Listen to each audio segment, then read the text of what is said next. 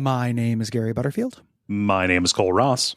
And you're listening to Watch Out for Fireball's Dispatch, our monthly Q&A, listener response, game announcement episode. Yeah. Where we're talking about a bunch of stuff. We're going to end by reading your responses to June's games. Action-packed, month this month. Mm-hmm. Sorry, little... Action-packed month this month. Action-packed month this month is what we have this month. Yeah. Mm-hmm. And then announcing what we're going to be covering in August. So stick around. Summer JRPG month. Yeah. What's it going to be? What's it going to be? You'll never know unless you fast forward. And if you do, you're a coward. Listen to the whole episode, Jack. What did Jack do? Jack's perfectly nice. He's fast forwarded to the end before to tell some things, I believe. Okay. Let's get started here. I'm going to get started here with Tanuki Boot.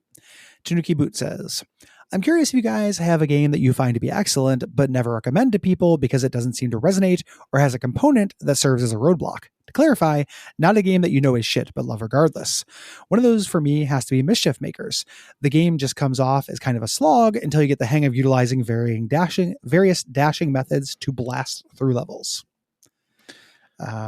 Yeah, I love to use various dashing methods to go through levels. I like to navigate spaces and challenges in order to reach a goal. Yeah. Love to blast.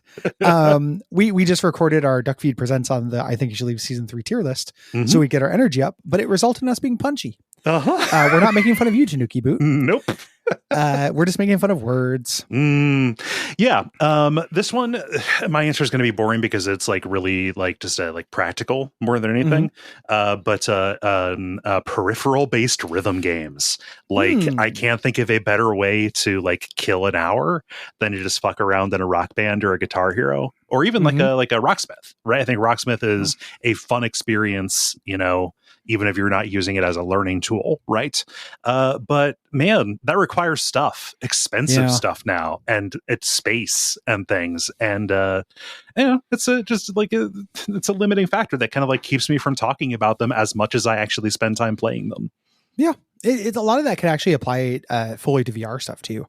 Oh yeah, especially room scale stuff. Like space is a premium, and sadly, it's going to become more of one as the economics, and stuff continue to suck. I have a billion answers for this. A lot of my all-time favorite games are old CRPG masterpieces that take, they're hard to get into. So like, I fully believe my heart of hearts that something like Baldur's Gate 2 or Fallout 2 or Deus Ex are worth every gamer's time. These are important to the medium and put a lot of modern games to shame with their qualities, but they have UI stuff that's not modern, so people struggle.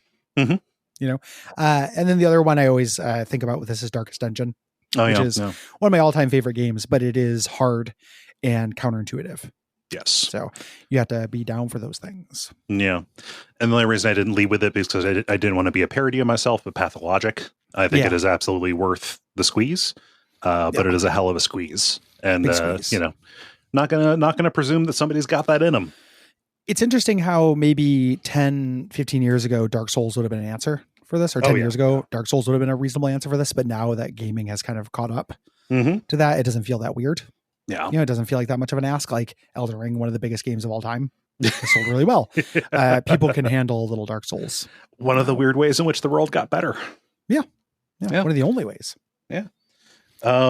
Retro says, or asks, I'm not sure, the CEO of a game studio is a fan of WoF and respects your critique and insights on game design. Would you ever be interested in, I don't think that's actually the true, what's going on. I think that this is a hypothetical. I'm sorry. I got my hopes up too. Yeah. Okay. Would you ever be interested in being brought on board a project to help shape its development? A decent salary would be provided and contracts would be part-time so Duckfeed can continue as is. Do you accept? Would it depend on factors such as genre and theme, etc.? Or would it not be something that would even interest you? All hypothetical, of course. Yeah. I think this is interesting. It wouldn't have to do so much with like genre and theme in a specific way. I would want it to be something where like the specific things that I think make a game good could apply. Yeah. So like, for example, somebody brought me on for, like a character action game or something. Like, I don't know dick about that. And the thing that would make that something I would like more would largely be to like get rid of it and make it a different genre. Right. I wouldn't want my answer to be throughout the entire premise because I know that's not useful. Yeah.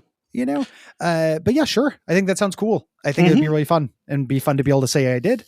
And it would be very useful for us as critics to get like any insight into the creation process. Yeah, that would be great. That'd be cool. I'm just gonna answer this question with a simple yes, and echo no genre constriction other than it needs to be a game that I believe in and is interesting. Yes. But I don't want to go on any further because just the idea of presuming that I would have anything to say to people doing actual work on this it makes me want to just clench into myself. Yeah. I don't want to, this person asked, I didn't volunteer it. Yeah. I get it. No, I think that would be cool. Is my answer. Ben asks, do y'all ever think about game sales in the digital marketplace? Sometimes when I'm poking around the PSN store, I find myself thinking, I wonder if anyone in the world bought Fallout 4 today. Do you think ever a day passes where a big release doesn't get a single online sale? What about Dying Light? Is there a steady new handful of people purchasing a game like that every day? Just curious about your brain number estimations. Thanks for all the great shows. I've thought about this before, but it doesn't, just very, very idly, and generally the way it comes up to me is not with like big things like that. It's like, I'll buy something that is old and be like, for work, I bought I downloaded on the PlayStation Plus thing, the PS5 port of Jack 2. Oh, yeah. I'm probably going to play that in emulator because it's going to benefit a lot from save states, but I just downloaded it to play it.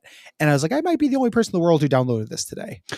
You start getting into like almost like a shirt brother kind of thing. Like, yes. Are we bound? Is this some kind of, what's the opposite of a Granfalloon, Gary? Yeah. There is no opposite in the story. Okay. Of it. Okay. Yeah.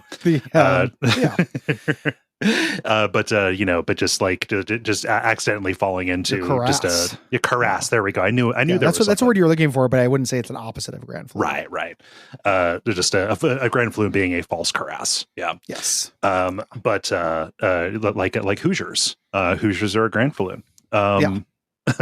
But yeah, I think about. Sorry, you got distracted remembering things from Cat's Cradle. I did. Yeah. I did. I was it happens to the best of us. I was thinking, man, that's a good book. No, I think about this when I am like going into a sale. Like, I was trying to think of games for my vanity picks, so I went on, PlayStation Plus because I get a bunch of games through that, and I scrolled. At the top is all the popular stuff. Here's your God of War. Here's your Mortal Kombat. Blah blah blah. And I just kept on going down and down and down. And I was like, nobody's ever fucking played this, which obviously isn't true. But then you have to think, like, if a game got 365 sales, that would be depending on the studio, that would be pretty low numbers. But that also means like one person would buy it a day on aggregate. So yeah. So and that's very low, and it still is one a day. Yeah. So I think there probably are games where that's true. Like, one thing you probably already knew this, but this is just a Doki fact I just realized because I was high out of my mind before going to bed and reading about Balan Wonderland.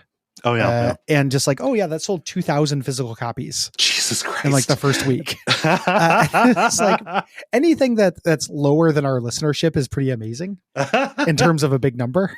And then you do like not go into jail. Yeah, I've never made an album that sold 2,000 copies. Like, so it's not like I'm poo-pooing that in general.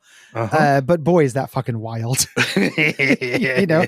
So I think that like if you were to buy Balan Wonderland, not on a big sale event, like Balan Wonderland at full price, you might be the only person to buy it. To buy it.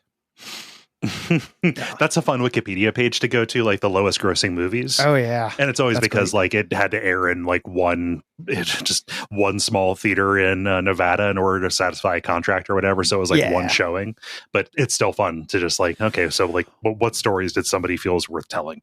Yeah. And so it's fun also when you get to the actual failures too, released, nationwide. Yeah. Doug writes, it's been interesting to listen to the Sexy Brutale episode and hear your thoughts on how overly simplistic it is. I have no opinion on it myself. I haven't played it. But is there a space for low impact games? Often after completing a fairly large game, I'll want something breezy as a palate cleanser. Maybe Sexy Brutale isn't a good one, but is there a space for games like that? And how does it affect your evaluation of them? For me, less so as I get older. I used to be more into that, and now I don't want like low impact. I get through familiarity. Like to me, a roguelite is low impact. Like a roguelike, like doing Binding of Isaac is low impact because I know it very well. It's not so simple. I don't want to play anything that is just a button pressing children's book, which is what Sexy Brutale is. Like I can't do that simple. And it's a big reason why I've fallen out of love with a lot of traditional JRPGs, because a lot of times the gameplay is that simple. I don't want that. No. I don't want to play EDF. I don't want to play Zone of the Enders. Like if I'm just tapping buttons, that's no good. Yeah. So I also want palettes cleansed, but I don't want them in that very popular form factor. And if it's going to be something that simple, I would still rather play something like a short hike or, a 1 hour walking sim or 1 hour art game than play a full campaign that has is dressed up as something that has complexity to it and then has none. Is the biggest bummer. That last part is a huge deal because like using Sexy Brutale as the operative example, that seemed like it was going to be a fun adventure game where you were solving time puzzles because for all the world, that was the promise that it seemed to make in its tutorial and such. And then it just wasn't. If something comes out and you watch a Nintendo Direct and you see a farming game, or you watch the fucking Cozy Game Showcase and see like Alpaca Boulangerie, like you kind of know what that's going to be like that is advertising a product for a person who is looking for it. And I've got no quarrel with that. Like, and that is the place for it. It's just when something kind of catfishes you that like the disappointment is there. I think that I agree with that, but I have no place for Alpaca Boulangerie, personally. And I think more games catfish you. Not that many do it as bad as Sexy Brutale. Yeah. But there are a lot of games, something like Zone of the Enders is, I think, as mechanically simple as Sexy Brutale is, and is catfishing the same way. I think that catfishing kind of element happens more often than you might think. Yeah. Where there's just like the Emperor just literally has no clothes. There's nothing to this. That happens a lot. And I always want to have to be there in a video game. There are exceptions where I'm just reading a book. Those are rare for me. Like you'll go see the Pentiment episode. I was very surprised that broke through all my defenses. It's because it's a really good book. But that's rare. Yeah. And I have a place for, visual novel or stuff that's as close enough like to Power Wash Simulator and stuff too. Like, there's a meditation game thing that you're into. But like, just when it comes to like visual novels or like, stuff that's basically might as well be like a Phoenix Wright or a Danganronpa, like that's fucking manga. I'm doing that instead of reading manga at that point. Yeah. Right? It doesn't feel like a game. Yeah. I'm not saying it's not a game, and I'm not saying that like, it doesn't gain anything from being a video game. Like there's a scale with that too. The question of if something requires being a game, something can benefit from a game, but the degree that it benefits is important too. it can't just be it adds value at all. Yeah. It has to add enough value. And it's not always to justify just playing it, it being a game, but it's also to justify the length as compared to other products that would tell the same story. See, for me, the argument that Night in the Woods would have been a better comic. Yeah. I don't really feel like, yes, does it add some game things? Sure. There are some mini games. You can choose the order you talk to characters in. But does it add enough? I would say no. Yeah. For me. So, Ethan says, hello. I was wanting to know what are the dumbest DLCs you've ever purchased and or the dumbest reason for buying a DLC. For me, the DLC that answers both these questions has to be the Feast Day Gifts and Pranks Pack from Dragon Age Origins. Jesus. That's bleak. Christmas DLC for a BioWare game. No. The Pranks Pack. I ran into an unfortunate bug where a party member's personal quest wouldn't trigger. Turns out, in some cases, the quest would only become available when approval was sitting at exactly 65, which I had long passed. I couldn't lower approval through quest, and loading a previous save would have meant losing hours of progress. But I had an out. For only $3, the Feast Day Gifts and Prank Pack would let me buy coal and cake so I could manually alter companion approval. As I gifted lumps of coal one by one until this companion's... I'm going to kill myself before the end of this. This is so fucking bleak. Like, send a well-being check before I get to the end of this paragraph. As I gifted lumps of coal one by one until this companion's approval was at 65, I was able to reflect on the artificiality of Dragon Age's gift system. Not the best $3 I've ever spent, but at least I finished that quest. When I say that, I'm not begrudging you at all, Ethan. Like, I'm begrudging the shit out of BioWare, though. That's one of the bleakest things I've ever heard. I'm not begrudging you, Ethan, on this because it sounds like you learned something from it, and it was an experience where they cause you to say, like, oh, hey, maybe this is bullshit that I'm spending time doing this. My God. It just it's there could be a bunch of bad things laying around, but if you put them all in a row, you realize, oh no, this is all those bad things in a row.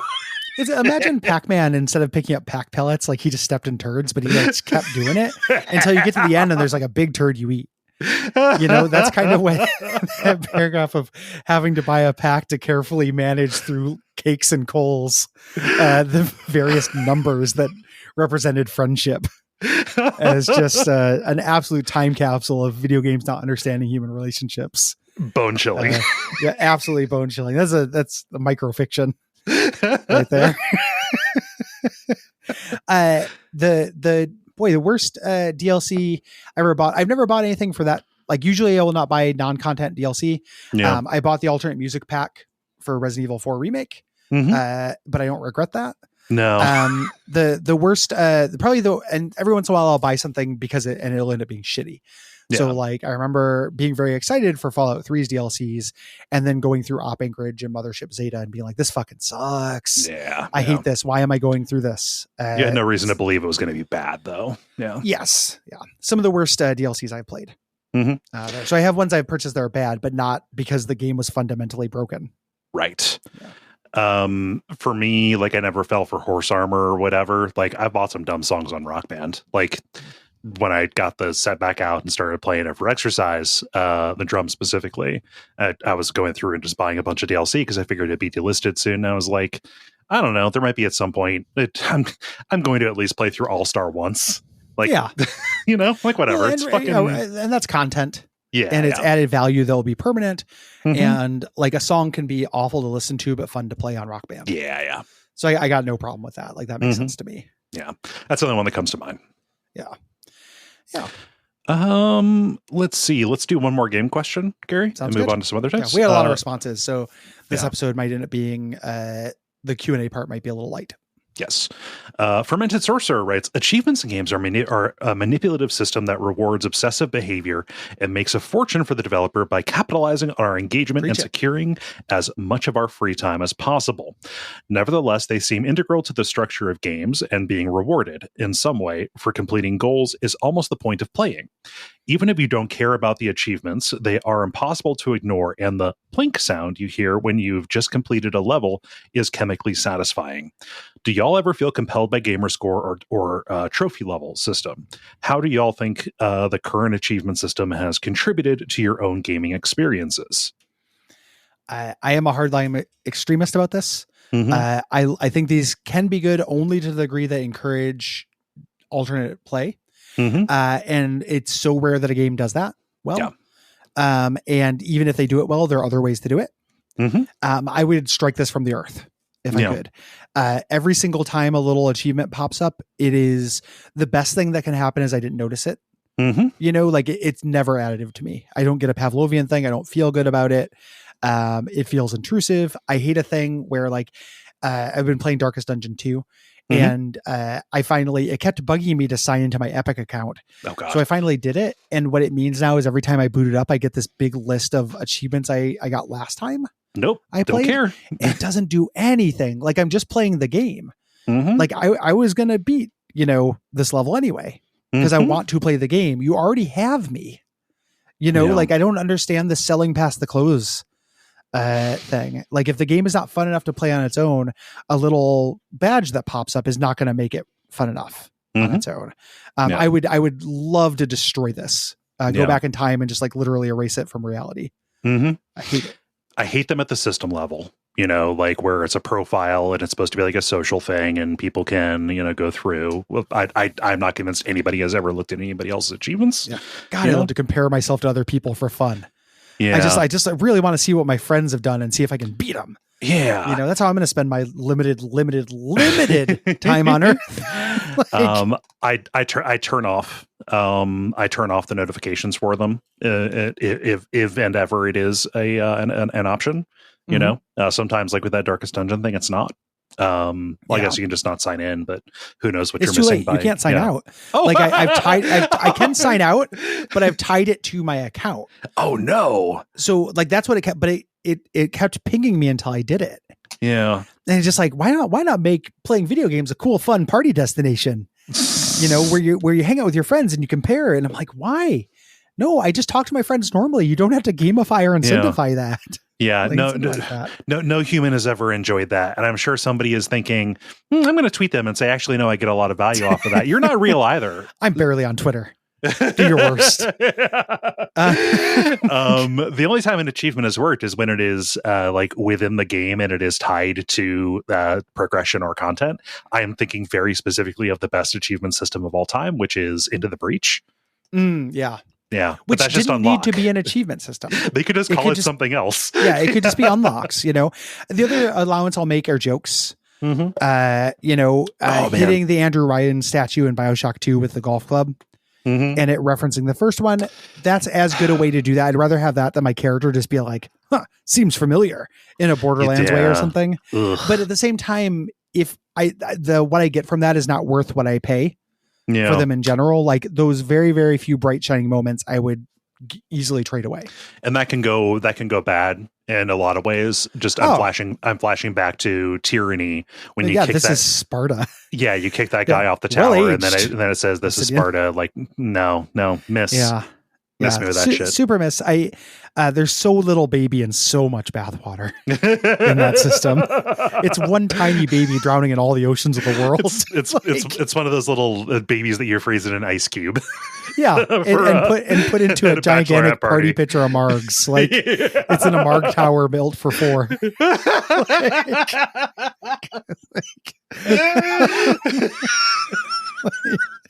It's so bad. I hate it so much. Moving on to life questions. Malachi, great name, says, bad news. Your long lost uncle has died. Well, what a horrible way to find out, Malachi. Good news. In their will, you are allotted what is effectively infinite money for you to purchase and build your dream home. You can accomplish and acquire basically anything that money could get you. For myself, I'd like a cabin in the foothills of Tennessee, just big enough for me and my wife, with a creek within earshot. It would be far enough into the woods that it could only be found if I were to show you where it was.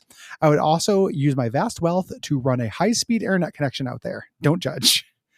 I was going to get you with that internet thing. Yeah. No, my version is basically the same except for an island on the Great Lakes. I want a gigantic mansion full of secret passages and stuff that is outside of the city, but close enough for access. Like in one of the we have a couple really cute suburbs, not like Gresham and Beaverton, not like the big suburbs, but little things we have near. I would like to have a big house like that. I like room. Something I've noticed that I have in common with my wife is we will both fill the space available to us. Like we are beta fish. Oh yeah. If I had a 10-bedroom house, I could make use of it. Oh God. Yeah. Yeah. So that's what I would do. And then tons of secret passages and shit. Oh, and my cabin on that island is going to have secret passages. Yeah. You'd have one that goes down. Like you'd have a Silent Hills Historical Society secret passage. Yeah. Yeah. I want a library. Like just comfy seats and like just tomes that are just for display that are open with a bookmark. So it just looks like I'm studying Eldritch shit. Even if I'm never reading those fucking books. Even if it's just a Shadowrun spot. It's literally haunted house. Yeah. It's literally just haunted house. I want to see what was real. I would do that. And it'd be great. There'd be an element of solitude. I'm not nature driven the same way you are and Malachi are. So I wouldn't want that, but I am peace driven, so I would want to be away from the hustle and bustle. Yeah. And like, I wouldn't want to be, I wouldn't have to worry about my house, being a target or what have you. Yeah. No, I'd also have anti-aircraft guns. So. Yeah. Gotta keep those up there. Yeah. Manned showers, security force 24/7. Got this nice cabin. Gotta shame if something happened to it. Yeah. Yeah. Gotta protect it. Yeah. James writes, "Hey, Gary and Cole. In the March Dispatch episode, you very kindly shouted out the imminent birth of my daughter. I'm very happy to say that Lola is now 7 weeks old and doing great. Ooh. Currently, congratulations. Currently, she is still in the little alien stage of being a baby. She eats, she sleeps, she poops. And I find myself really looking forward to when I'll be able to introduce her to some of my major cultural loves. Studio Ghibli, REM, secondhand bookshops, board games. It's all on the menu for her to try in the future. I know you guys aren't necessarily interested in having kids, but as theoretical dads, or simply very cool uncles, which things that you love would you be most excited to introduce to a youngin'? Or have you already introduced the young folks in your life? Or what have you already introduced the young folks to in your life? Yeah. This is good and fun, I think. I don't have kids and I have no brothers and sisters, but I have a very close set of friends who have kids. Their son, Ivan, is a budding little musician. So I've been gifting him secondhand musical stuff. Oh, that rules. And then just apologetically shrugging when I have no idea what to do for his little sister, who I love, but whose qualities include being a little girl, which means I know jack dick about anything she's into. But it's been really, really cool to encourage him and stuff. I gave him my old keyboard that has a sequencer in it, so he can learn about track recording and stuff like that. He writes little songs and stuff. Like, it's great. And it is very satisfying and fun to share that with him. He was into it. I don't see him enough to where I could like influence him directly. Smother him with it. Yeah. Yeah. I just happened to see an inroad and was like, fuck yeah. Yeah. Like, then this feels good.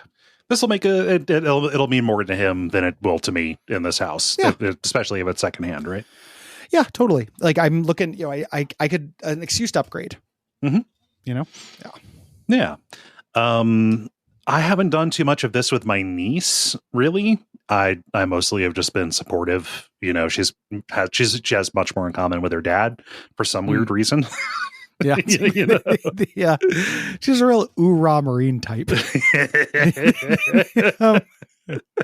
She likes tennis and athletic stuff, and that's good. She's an outdoor kid. Yeah. Sport kid. Yeah.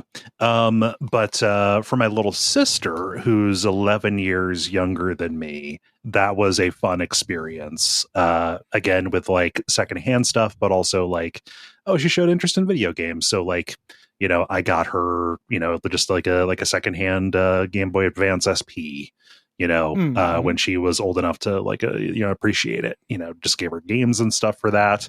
And even as she, started like going to school and stuff, like she had audio video projects in school, and it's like, oh, well, here's like an old microphone, right? Yeah. And just a place for when I upgrade something, a place for that old stuff to go. Like that's cool. Yeah. To, Bottle just, like it feels really good, and it feels really good to have it be used. Mm-hmm. And it feels good to encourage a kid. Yeah. So that was that's kind of my version of this, No. Yeah. And congratulations on little Lola. Little Lola, that's a very pretty name. I think that's great. Yeah. Andy says, Andy K250 says, Scooter's coffee shops have been sprouting up around here like mushrooms. One of the items they sell is a turtle frappe. Turtle is in the candy or ice cream made of fudge, caramel, and pecans. Anyway, the other day I asked if I could have a turtle frappe with extra chocolate and caramel. When I got to the window, they were still working on it, and I overheard the person in the drive-thru say to their coworker, "Don't forget, he wants it with extra turtle sauce." For me, the words turtle sauce, taken out of context, instantly conjured various unpleasant images and flavors. Anywho, can you think of any terms of art where the otherwise mundane words you've overheard have formed into an unholy Neapolitan in your mind? I think I talked about it on an Abject Suffering, but I was going through an Arby's drive-through, and I heard them again do the like talking into the shop kind of thing. Like, they said it to me because like, hey, you need to wait a little minute. We need to wait a minute. We're doing a beef refresh. Oh, you told me about the beef. Yeah, beef. Rebeef. It might have been a beef renewal or something like that, but we have to beef and rebeef. The rebeefing. That's the one that sticks out most right now. That's a great one. I'm sure this has happened to me a lot. A standard one is nut meat or mouth parts are both things I don't like. Nut meat is so good. Yeah, nut meat's not my fave. Turtle sauce is great though. I guess horsey sauce is a classic that I've never liked. Oh yeah. No, that's never cared for that one bit. Is it for horses or made from horses? It's both. I don't. Yeah, I don't know what a Scooter's coffee shop is, but a turtle frappe does sound good. Oh yeah. One more life question, you think? Sure. Yeah. Ben writes, I was recently on a trip from Cleveland to Kentucky and had to pass through coal country, coal with a K, which means going past the tourist trap known as Grandpa's Cheese Barn. That is a cheese barn. Speaking of our last thing, there's a combination of words I don't like. Cheese barn? Good. That summons various unpleasant images and flavors. Grandpa's Cheese Barn is a known thing. There are lots of billboards, but yeah, I had to go past Grandpa's Cheese Barn. So my question is, have you ever gone there, or will it forever remain just a funny name on a roadside billboard? So have you been to a Grandpa's Cheese Barn? I've never been to Grandpa's Cheese Barn. Maybe my mom took me to maybe my mom took me to it at some point when we were over there. So like it's in my neck of the woods, but that's in Ashland, which is about like 30 minutes to 20 minutes to the east of Mansfield in Ontario, where I grew up. So it wasn't like proximate. And if we were on a quest for cheese or fudge or any of the things that you would find in Grandpa's Cheese Bar, Amish country was right there, just in a slightly different direction. Yeah. And so we had places that we went in Amish country. But Grandpa's Cheese Barn and Sweetie's Jumbo Chocolates. Ooh. Boy, has not been a place. Yeah, no. I don't like any of that. Haven't been to it. I wouldn't rule it out because I love going to an old-timey style place that primarily sells jellies. You know, I will go and sit and peruse the jellies and sauces at a crafty place. You know, yeah, nothing wrong with that. Yeah, I can't find it right now, but it reminded me of when I first moved out here. Me and my ex-wife kept seeing billboards for something called like it's not the old spaghetti factory, which exists, but it was something called like the Amazing Pizza Cliche or something like that. It might be the Amazing Pizza Machine. It's the Amazing Pizza Machine. Instantly I would go. Yeah, no, we went because we kept seeing signs for the Amazing Pizza Machine, And it is a half carnival arcade laser tag pizzeria. Like it's a fake Chuck E. Cheese, but a bigger restaurant. Okay. Kind of thing. It would have to be disappointing given the name. I mean, I don't remember that much about it. Other than the fact that it was bigger than anything that it could ever be. It's so it's in Omaha. We passed through it in Omaha. It's in Omaha, Nebraska. So that was my version of that. Where I was like, an amazing pizza machine. Look at this. I gotta see. Look at the image on the about page that I just sent you. Yeah. No, I've got it open. Yeah, you see Grandpa cutting a cheese that's bigger than his torso. Yeah. It's there's Grandpa's cheese factory right there. Between Chicago and Milwaukee, there at least was. I don't know if it's survived the pandemic, but there was a place called the Cheese Castle that I really wanted to go to. Like it was shaped like a medieval castle, but I guess they sold cheese there. That stuff's great. Yeah, I love Tourist Trap, things like that. They're very fun. Moving on to media questions for a little bit. I'm going to get us started here with Randall. Randall says, have you guys heard about this crazy new custom Doom map called myhouse.wad? I've been really obsessed with it lately, watching blind playthroughs and explainer videos discussing the mechanics of it. If you haven't heard of it, I'd recommend trying it before looking it up or learning anything else about it. But if not, there's a couple of really good long videos on YouTube about it. Gary told me about it and I streamed it and it owns. Yeah. I found out about this. It just got suggested to me on YouTube, and I watched one of those like long explainer, like half let's play, half explainer videos of it. And it was so compelling and cool that like even my wife, who's not into Doom or anything, like sat down and was like interested in it. It looks awesome. Yeah. It doesn't look like something I need to play. That's just, just my own proclivities. Like the repetitive nature of like pushing going at through the a boundary. similar space. Yes. To do that is not that interesting to me, but learning about it was fascinating. Yeah. It is a Herculean effort of absolute mastery of the engine and the form. Yes. So like, even if the like subject matter and process of playing it is not interesting to you, I found it to be fascinating, even just in the hands, Yeah. But learning about it will be really satisfying if you have played Doom at all. And are familiar with kind of the limitations of what even the people who made that engine could do with it, right? There are companion videos that just go into the back end engine stuff of how it's done, and that stuff is really interesting. Yeah. So, very cool. Recommend to everybody listening to this. I don't necessarily think, if it doesn't sound like your cup of tea, that's fine not to play it, but I think it's very fun to learn about regardless. I'm very glad it exists. Yeah. Shane writes, Shane is giving us a devil's bargain here. Yeah. You have the ability to give creative control over the Castlevania franchise over to Shigeru Miyamoto, but with a caveat: the control over the soundtrack will be given to Anthony Kiedis. Yeah. Do you accept?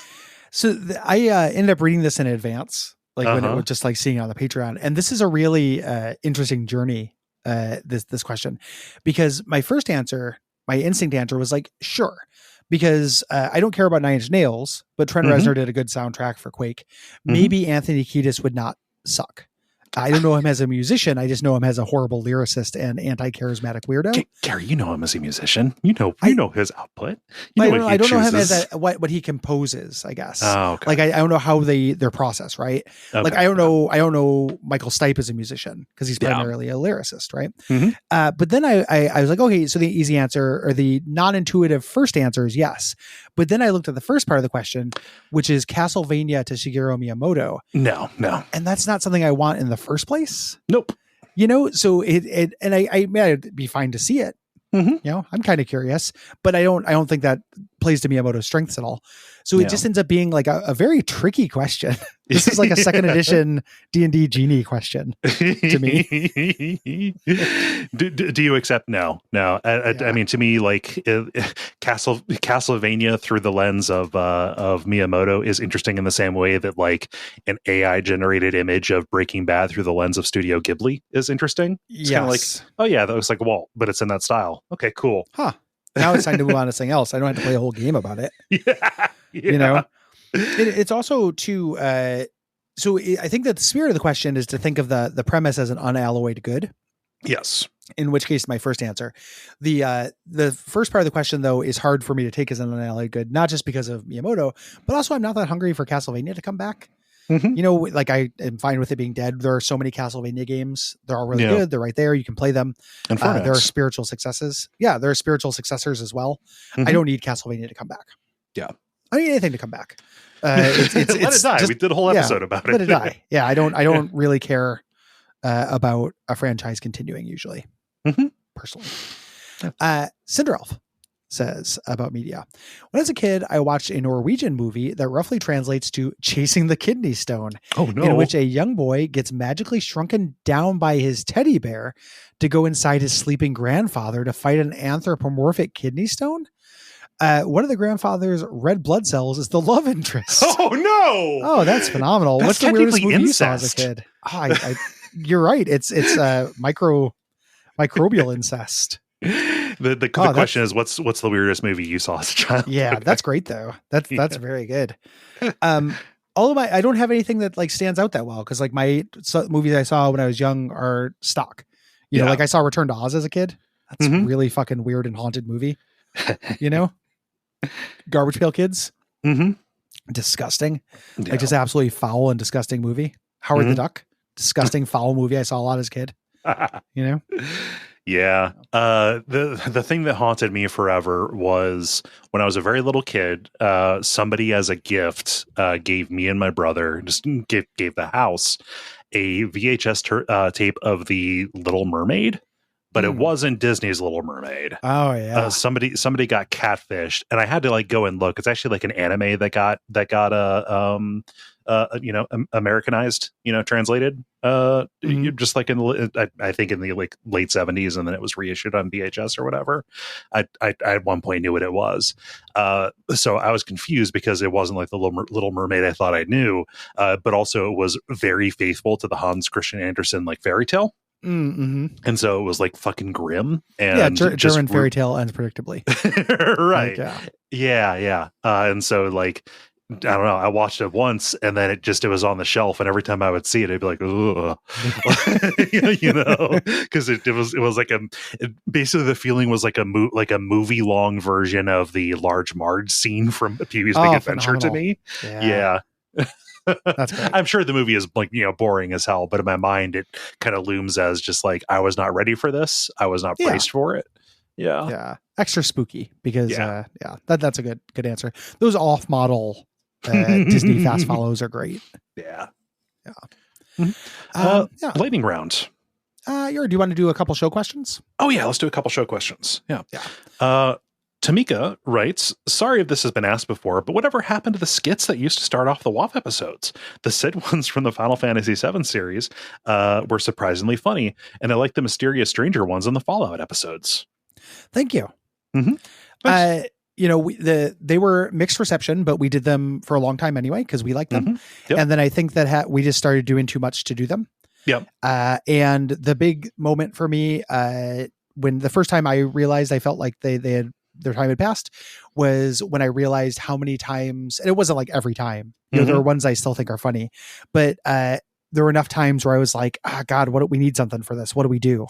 Yeah. And it just wasn't, the inspiration wasn't there. Yeah. And then it's like, well, we could just do them if we're inspired, but like we do a lot of shows. We do.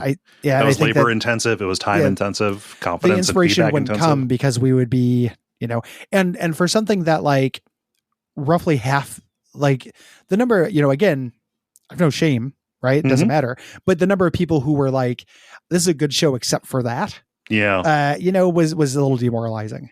So, and there are ones that I absolutely think are dog shit too. Like they're not totally wrong, but there are also ones I think are good. There are a couple minutes grow up is the other thing I kind of feel about it. Like, it's not that big a deal. Let us have our fun. But at the same time, I don't necessarily miss them. Yeah. It felt like their time had come for any number of reasons, show changes over time. We change. Yeah. Yeah. Yep. So I'm glad you like them though. I appreciate that. The Will says, is the submittal form on the Watch Out for Fireballs page still checked regularly? With Patreon sponsors and other sources of suggestions, how often do website submittals reach consideration? So this is important. So those do go to the email. I'm kind of a dick about it, which is we very clearly say in the Patreon prompts that this is a that the submitting the questions is a reward for folks, So like if you are a patron, you can see that post and respond to it. So there is that, but also it's a certain amount of like, I'm sorry you didn't follow directions, and so many other people did. That like I don't want to let you hop to the front of the line because we kind of made it simple. So those are there and I see them, but they just don't get kind of carried over to other stuff. There might be I think that Will might be referring to suggest a game. Yeah. I don't even know if that is still up. That goes to a form. Yeah, that goes to a form somewhere. Is the submittals form with Patreon sponsors and other sources of suggestions. Okay, yeah. Well, that's my guess because of Patreon sponsor. Yeah, but I don't know for sure. My guess is that, and the answer, at least on my end, is that like when I do see that stuff, it kind of goes into the thought cabinet. Yeah. But a lot of times, because we get a lot of executive produced episodes, and now that we've given ourselves vanity picks, which is a decision I really like, and I don't want to go back on. A lot of times when we're filling in those holes, we have to be very tactical about length and genre. So the it's a little bit more narrow casted. Yeah. It's less likely, like, oh, on a whim, we're going to do this thing that was suggested. It's more like we need something that is a little breezy because we just did a very, very long open world game and then a novel. Yeah. So now we need something quick and maybe mechanics focused. It's more like we go needs first. Yeah. I didn't realize that forum was still up there. There's a lot about the web presence for the network that needs to be kind of overhauled. Those are captured on a place, but it is not regularly reviewed. Yeah. I got no problem with people suggesting things as long as they're suggestions. I often, not often, I've done a couple and I've saved the threads of long Twitter threads of just like, what are short games? When we need to fill in a spot. Those get looked at. Those are all in the spreadsheet of stuff that we need to, for when we're grasping for something. So apologies if you put something in there and it felt inevitable that it would roll up. With the way that we do it now, it's more like we try to find the correct puzzle piece. Yes. For something. Yeah. Let's see here. Do we want to do let's do Aaron. This is fine. I can do this. I already told Will that it happened. All right. Yeah. Aaron says, long-term discussion prompt. Why is Gary so unwilling to take 1 minute out of his life to watch Will's spoiler-free and funny Tears of the Kingdom video? He claims he wants to avoid FOMO since he's not playing the game yet, but I feel his FOMO should actually be about missing out on this video, while the dozen or so Guppy listeners are talking about it and enjoying it. There are dozens of us, not watching Will's video isn't a personality. Very funny. I said this seriously to Will and it didn't work. It didn't take, so I'll say it seriously again.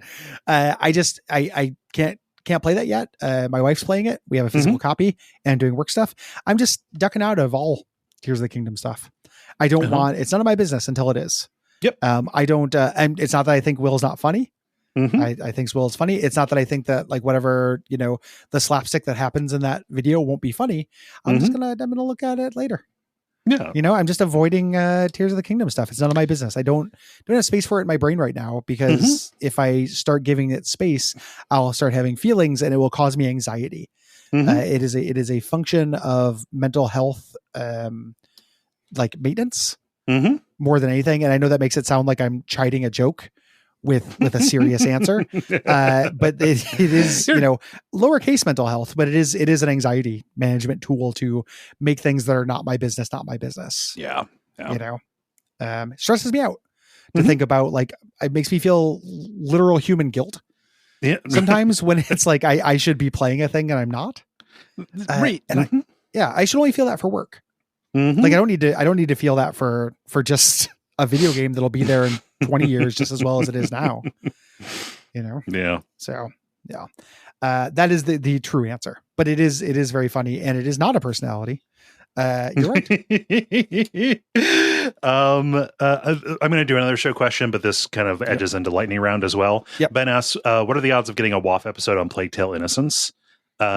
Indeterminate. I haven't played it. I understand that it's good. I also understand that it has problems. It's been on my list of things to possibly stream on Hexcrank, and I would only advocate for it if I played it and knew that it was going to be worth the squeeze. Yeah, I've read about it and seems I have got no problems with it on concept, other than the fact that I think it is a mechanics light, narrative heavy game. Yeah, and we've been doing tons of those lately. I would like a break from those in a general sense. So next time I'm in the mood for one, maybe. Yeah, you know, I got no particular animus against that game. Is that the Bloobs? That's not the Bloobsters. No, that's a different team. Okay. Yeah, different Bloobsters. Different, non-Bloobs. Yeah, they spell and pronounce their names differently. Lucas, we're into the lightning round now. Lucas says, listenership is down and the Patreon is hemorrhaging subscribers. This is a horrible way to find this out. Damn it, Lucas. Why is everybody bringing us news? Yeah, it's clear that you need to do something to save WAF. So you decide to bring in a sidekick nobody likes and doesn't fit on the show. What's your own personal scrappy do nightmare like, Will? Will.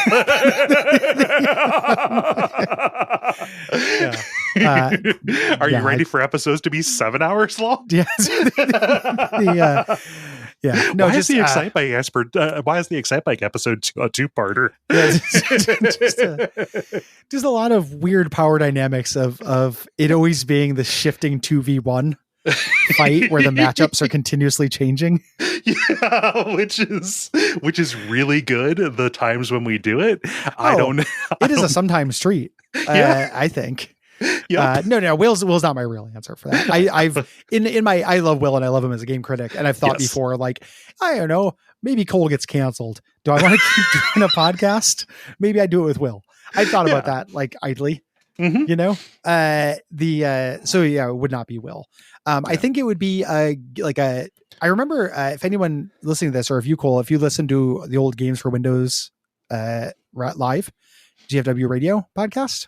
I'm aware of the crew. I didn't listen to it at the time, but I have heard all of the principles on other stuff. Yeah, it's a great show. You know, very good. But for the first kind of like quote unquote season of it, they had a guy named Darren on the show, who was Darren Gladstone, I think maybe is his name. He's a old guard games journalist guy, but he was real like, hey, let's get hyped for news. You know, I'm a podcaster. Like, he had that big energy, and you could hear it, and it's fucking makes your soul leave your body, of him going like, I guess we got, Jeff Green, the sweetest person in the world, being like, I guess we got to go to the news. What do you got for us, Darren? And Darren going, all right, spinning around in his chair, and then just talking about the same, and nobody reacting, everyone feeling awkward. I think somebody who came in with big gamer news energy would kill us. Yeah. Oh no! I mean, just to transfer that on, if we pulled somebody from the world of streaming or YouTube onto this, I mean, like anybody who just to fit in with the fiction of the question, like, oh no, we need to like boost our popularity, like getting somebody who is entirely from like the influencer world. Yeah, I'm Gary. Like I'm cool, and I'm Markiplier. Yeah, and we're the Game Grumps. And my understanding is Markiplier is like one of the better ones in terms of. No, I'm sure he's fine. Yeah, the energies are just entirely different. Like, every time when I explain this job to people, if they're not just doing the Tim Meadows like, no, about video games ain't cool, then they think I'm a streamer. I have to explain like, no, I'm way slower than that. Yeah, no, like, it's much less interesting. Calmer. Yeah, like it's much more of a calm energy is what we like to do. The fast-paced world of streaming we cannot do. Yeah, we're a downer. We're not an upper. Yeah. If we brought an upper in, it would completely wreck the vibe. No speedballs. No speedballs on WAF. And there are probably some people who would like WAF to be more crossfaded, and would want there to be that energy, and that's okay. Yeah. We would have less fun. I think that would bleed through. Maybe we're wrong, but we'll never know. Yeah, and we're going to crossfade it, and using the drug thing, I'd rather get a hallucinogen in there than a speed. Yeah. Yeah, let's get Professor LSD Trails to join us to talk about LSD Dream Simulator. Yeah. Even while we're talking about Excite Bike. That's why it's 2 hours long. Yeah. Randall, this is a question for Gary. Short one. Favorite Noah Caldwell Gervais video? Love them all. My all-time favorite, the one I've rewatched the most, is the one on Postal. Hatred and Weighing the Value of Asshole Simulators. Oh, yeah. I think is the best intersection of talking about video games that don't get talked about for things other than like their emblematic kind of properties, which is something I always want, while also integrating the social commentary of those really well. You know, a pet peeve of mine in Games Crit, and specifically New Games Crit, is something like the horrible Hogwarts game comes out. Obviously that has a lot of ethical and moral issues that are worth talking about. At the same time, that was made by hundreds of people, and there is a game in there that I also am interested in. Like, not interested in like I want to play it, but interested in like I'd like to know about it. Yes. Right. Big shout out to Gita Jackson's review of that, which is the best balance of that I've seen. It's like, yeah, this is problematic and shitty, but also what is it? Yeah. And Noah's perfect at that. Like he's, one of the reasons why I admire him so much is that he does that. I don't want to just read a poem about social issues when I read a piece of Games Crit. So yeah, I think that's the best balance he does. Yeah. It's also educational because it's a set of games I'm never going to play. I get to learn about a weird corner of gaming that is just not for me. Yeah. And I just don't watch long form video game YouTube stuff. I respect Noah Caldwell Gervais' work. It's just not a place in my life for it. Yeah. If you ever end up low on podcast anymore, I don't watch any of those. I just put them on while I do chores and treat them as podcast, and they work real well. Like the idea being, you have to see the visual examples. Very rarely does that matter. It almost always feels like stock footage. Yeah, that's being put over. Like every once in a while, there's a relevant example, but for the most part, you can just put them on. Yeah. So, makes sense. Yeah. Cinderelf says, did you guys watch the new trailer for the Venture Brothers movie? If so, any thoughts? Yeah, I watched it. I did not. Yeah. Going in spoiler free. It's not even like a matter of spoiler free. It's just, I know the boys, and every trailer is incredibly deceptively edited. Yes. I do not expect it to actually like all the stuff that's in there is going to be present. It's material from there. The final product is probably not. It's not reflected in that at all. Really. Yeah. Yeah. There won't be straight putts. Yeah. I watched it. It looks like season 7 Venture Brothers. To me, it looks good. I'm excited about it. Yeah. So. Same.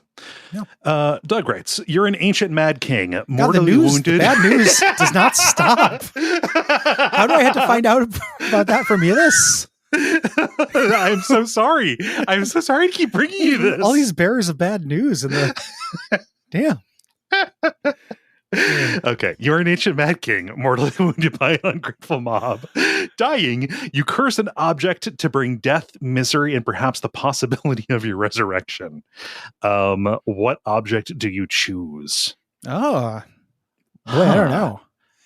You curse an object to bring death, misery, and perhaps the possibility of your. So, like, basically, like the MacGuffin that the heroes of the campaign have to stop the bad guy from getting.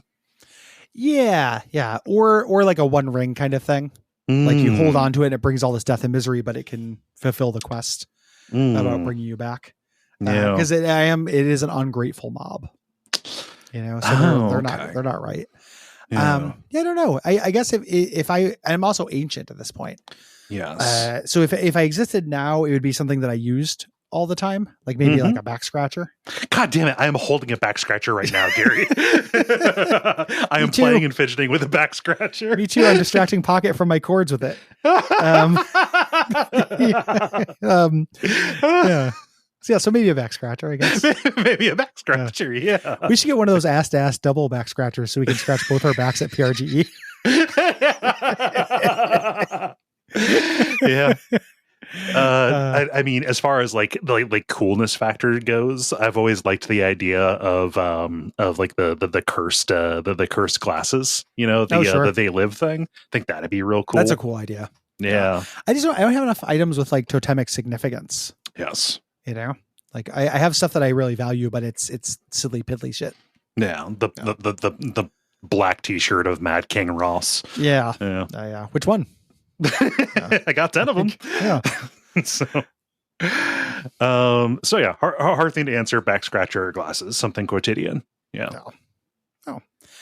Close us out, or I'll close us out here with Chapel. Chapel says, as well-versed horror fans, what horror media has actually scared you the most? Most of my life was watching Pet Sematary too young. Like the most recent thing that I can say, like, oh yeah, that scared me, in a surprising way, was Hereditary. Yeah. I was gonna say Hereditary too. Like Hereditary scares me a lot. Yeah. That really works on me. That might be the number one. Also, I find I get more scared by games a lot of times than movies. And there are games that I've had to nope out of. So I don't know how scary they ultimately get. There's a Half-Life 1 mod called Afraid of Monsters that I bounced off of, but who knows if I'd bounce off it now. Yeah. Amnesia is scary at parts that maxes that out. A couple points. Only 2 games have made me need to leave the room, and they are Amnesia: The Dark Descent and Silent Hill 3. Yeah. So, and there's also different kinds of fear. We're well-versed enough horror fans to be insufferable about this question, where like the kind of fear matters. So, the existential fear of Silent Hill 2, is that, am I scared of that, or am I just thinking about something that's depressing? What is the fine distinction between those two things? When you say it like that, it takes all the magic out of it. It is more just depressing to think about than scary, but that's a kind of scary, Yep. That's a kind of horror. So those would probably be answers for me. Moving on to topic, we're not taking one from listeners. We had one queued up for a couple months now. We're going to do it to coincide with the episode we just recorded about the Resident Evil 4 remake. But I want to talk about with you what we think makes a good basic enemy in a video game. Yeah. And the obvious impetus behind this is the absolute stud-like perception of the humble Ganado, who it remains fun to fight in any game, the remake, the original, in VR, the beginning of the game, the end of the game. Ganados, that is always a good time. You throw some Ganados in there, the party has started. Time for Ganados. Yeah. So do we want to talk about, kind of dial in specifically on what makes the Ganado so good and derive some principles from that, and then kind of talk about other examples that might match those? I think so. And then other ways you can accomplish those same goals. Yeah. Why are Ganados good? They're always threatening. Always. Not intensely threatening, but they're not, you can never ignore them. Yeah. You're never going to sweep through them. They're never slimes. Right. That can't hurt you, and you can kill them one hit, and they may as well be a speed bump. Right. They always demand at least a little bit of your attention. They are not just there for you to inflict yourself upon them. Yes. And that's why it's difficult, I think, to go back super far in looking for, something that is considered to be a good or a perfect enemy, because, for a long time, enemies just kind of existed to be something to, press your button and shoot. Right. Yes. And then they were gone. So you need to get into, I don't know, it feels like very recently they hit on kind of needing something a little bit more elaborate AI or behavior wise, right? It's easier to talk about, I think, modern game design from this perspective, but I think there are old enemies that fulfill similar purposes. I was in the hot tub at the Y earlier, and I thought up at least one example. No, I was really thinking about this. I just like that. Yeah, I was in the hot tub at the Y earlier. I was in the hot tub I sat down. I was like, other than Ganados, it's really hard to think of examples. And I spent the whole time I was in there just focused on this problem. So everyone visualize that. Yeah. It's not very pleasant. I think if we want, so let's finish honing in on Ganados and then talk about it, because I can think of a couple old examples and why they also fit that. So kind of being a persistent threat, I think matters, never being obviated. Yes. And part of that is through scaling well. Ganados can become tougher through two different ways, either a different equip loads, which they can take without breaking the game or breaking disbelief. Like they're humanoid, they can wield weapons. You can give them weapons. They can wear armor. And then the other thing, and this is the thing that I think old games do when they have to solve this problem, which is numbers and mix-ups. Yeah. So the Ganado as a dungeon master's tool or whatever can scale because I can introduce variants or just a shit ton of Ganados. Yep. As the player's power curve ups. And they can maintain that level of like perfect engagement. Yeah, no, that's I think that is pretty important, and you can also make them you can scale them up by the addition of their second phase. Yes, which is when the Plaga comes out, and like that escalates as well. And that is one of the best things that the remake did, which is add in that level 0 Plaga kind of deal, which is the broken neck one, and each of them changes the behavior in a way, and that kind of leads into another kind of point. Which is a variety of things that they can do to you. Yeah. Like they do not just kind of walk up and then swing. They don't just kind of like a serious Sam enemy try and find the shortest path to you and then run in. There are any number of ways that they can articulate. Yes. Yeah. So that kind of a variety of verbs. Like certainly helps, but not too wide a variety of verbs. You don't want it to be a Dark Souls boss. Yes. To be this kind of thing. Weirdly enough, like I also think hollows are a good basic enemy. That's on my list. Yeah. Yeah. For the same reason Ganados are. Like they scale up diegetically, numbers will change them, and variants of them will change the mix-ups. You can get a really great example of that. Something that is really, really cool that I maybe appreciate more now than I did when I was playing it, is the crystal hollows in the Duke's Archives in Dark Souls 1. Yeah. Have different verb sets, different resistances and everything, but the same basic move, or not different verb sets, different power levels, different equip loads, but they're familiar enough to where your past knowledge still works. Yes. It's not just a whole new thing. Yeah. That's I think that's important as well. Another thing, I think this is related to the variety, but I think it goes hand in hand as well. The enemy itself needs to use the environment and the systems well. Like they need to kind of be designed for each other, is what it feels like. And the Ganado, the Ganado and the spaces are designed around each other. They're adaptive like you are, and they force you to adapt, to change to them. You have the ones that they have the capability to attack at range, right? They will use cover. They will try to get high ground. They will bring ladders and try and come in different ways. Yeah, and I guess integrated. There we go. Yeah. Well, and it's also they're integrated, and there's an element of like kind of mirroring, to it too. Like they can do the same things you can do, which is not always necessary, but can sometimes be very good. And can lead to good results. In this, I think that a really good basic enemy should teach you stuff. About how to play the game. The game design essay 101 thing, when people talk about Mario Brothers 1-1, and the mushrooms walking towards you and teaching you to jump. That was really good on that scale. Now that's kind of built into our gamer DNA to know that. But at the time, like that was cool. That taught you something. The Ganados also teach you. Ganados and hollows, like pretty interchangeable. They're very similar enemies, I think. About positioning, about spacing, about not being surrounded, crowd control, things like that. They're not so tough that you have to square up and one-on-one them, but you cannot let them get the better of you. It is a constant slow burn problem. Yes. That you have. Yeah. And the Ganados do something that is, I think, related to that. Teaching you something. I think that the Ganados, they say something really basic about what Resident Evil 4 is.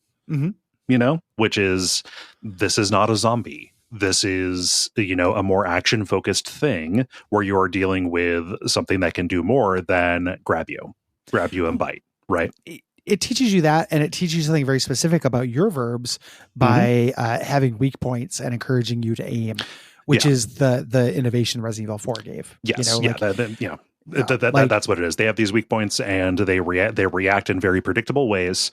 They're telling you about what this game is and how it is different than the previous one. Like this is this is going to express to you, because it is the most common thing that you're going to see, what this is about. It has something to do with like the mechanical thesis of this. Yeah, a really good example of of a enemy that does that, even if it's not a game I'm as wild about as most people. Dead Space. The Dead Space, the first necromorphs you run into do a great job teaching you what type of game it is. That and very unlikely graffiti. They didn't have a single bucket of paint on this fucking ship. And they just cut off their limbs. It is so dumb. But yeah, it is. They do a really good job of that. Yeah. What are some other very, very good basic enemies you can think of that we can extrapolate some basic enemy qualities? Yeah. So the Hollow Soldiers are there. That was going to be kind of like my main one from like, modern stuff. I want to go back in time actually for this one. Okay. And maybe back to the past. Yeah. To play a good game that does not suck ass. No. The Stalfos in Zelda 2. Okay. Yeah. In Zelda 2 specifically. Yeah. Yes, in Zelda 2 specifically.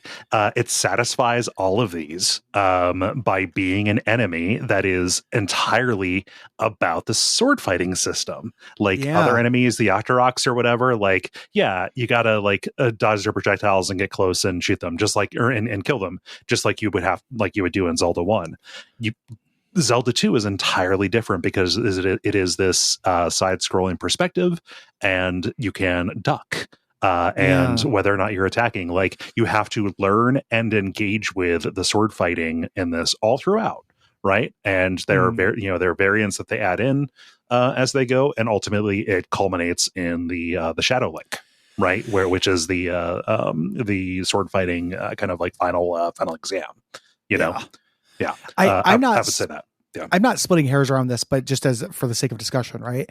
Like, what's interesting about a thing in terms of games changing is that I think in Zelda 2, those enemies are not really positioned as basic enemies.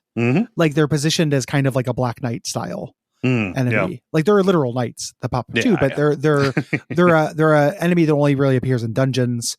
They're kind of semi-climactic encounters, but to me that talks about more of how Zelda and games of that era and games developed by Nintendo have such, to me, to a fault, but taste very such a gentle curve.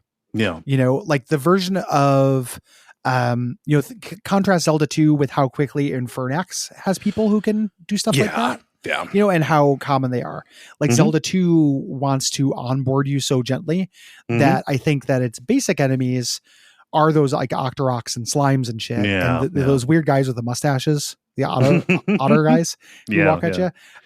But and goblins, moblins, but in a better version of the game, and depending how you stretch it, the Stalfos is the first enemy that reaches modern basic enemy standards. I just the Stalfos just live so large in my head with it that I guess I'm rounding up and making them more common. But nothing wrong with that. Like, it is an archetype that's in the game. It says more about games of that era and that developer, I think, than it does you. And I was reaching back pretty far. Like, I wanted to find something that was prior to my other example, because I had 4 total. My old example that I think about, and this is it's still on that old scale. I think that Goombas, not a good basic enemy.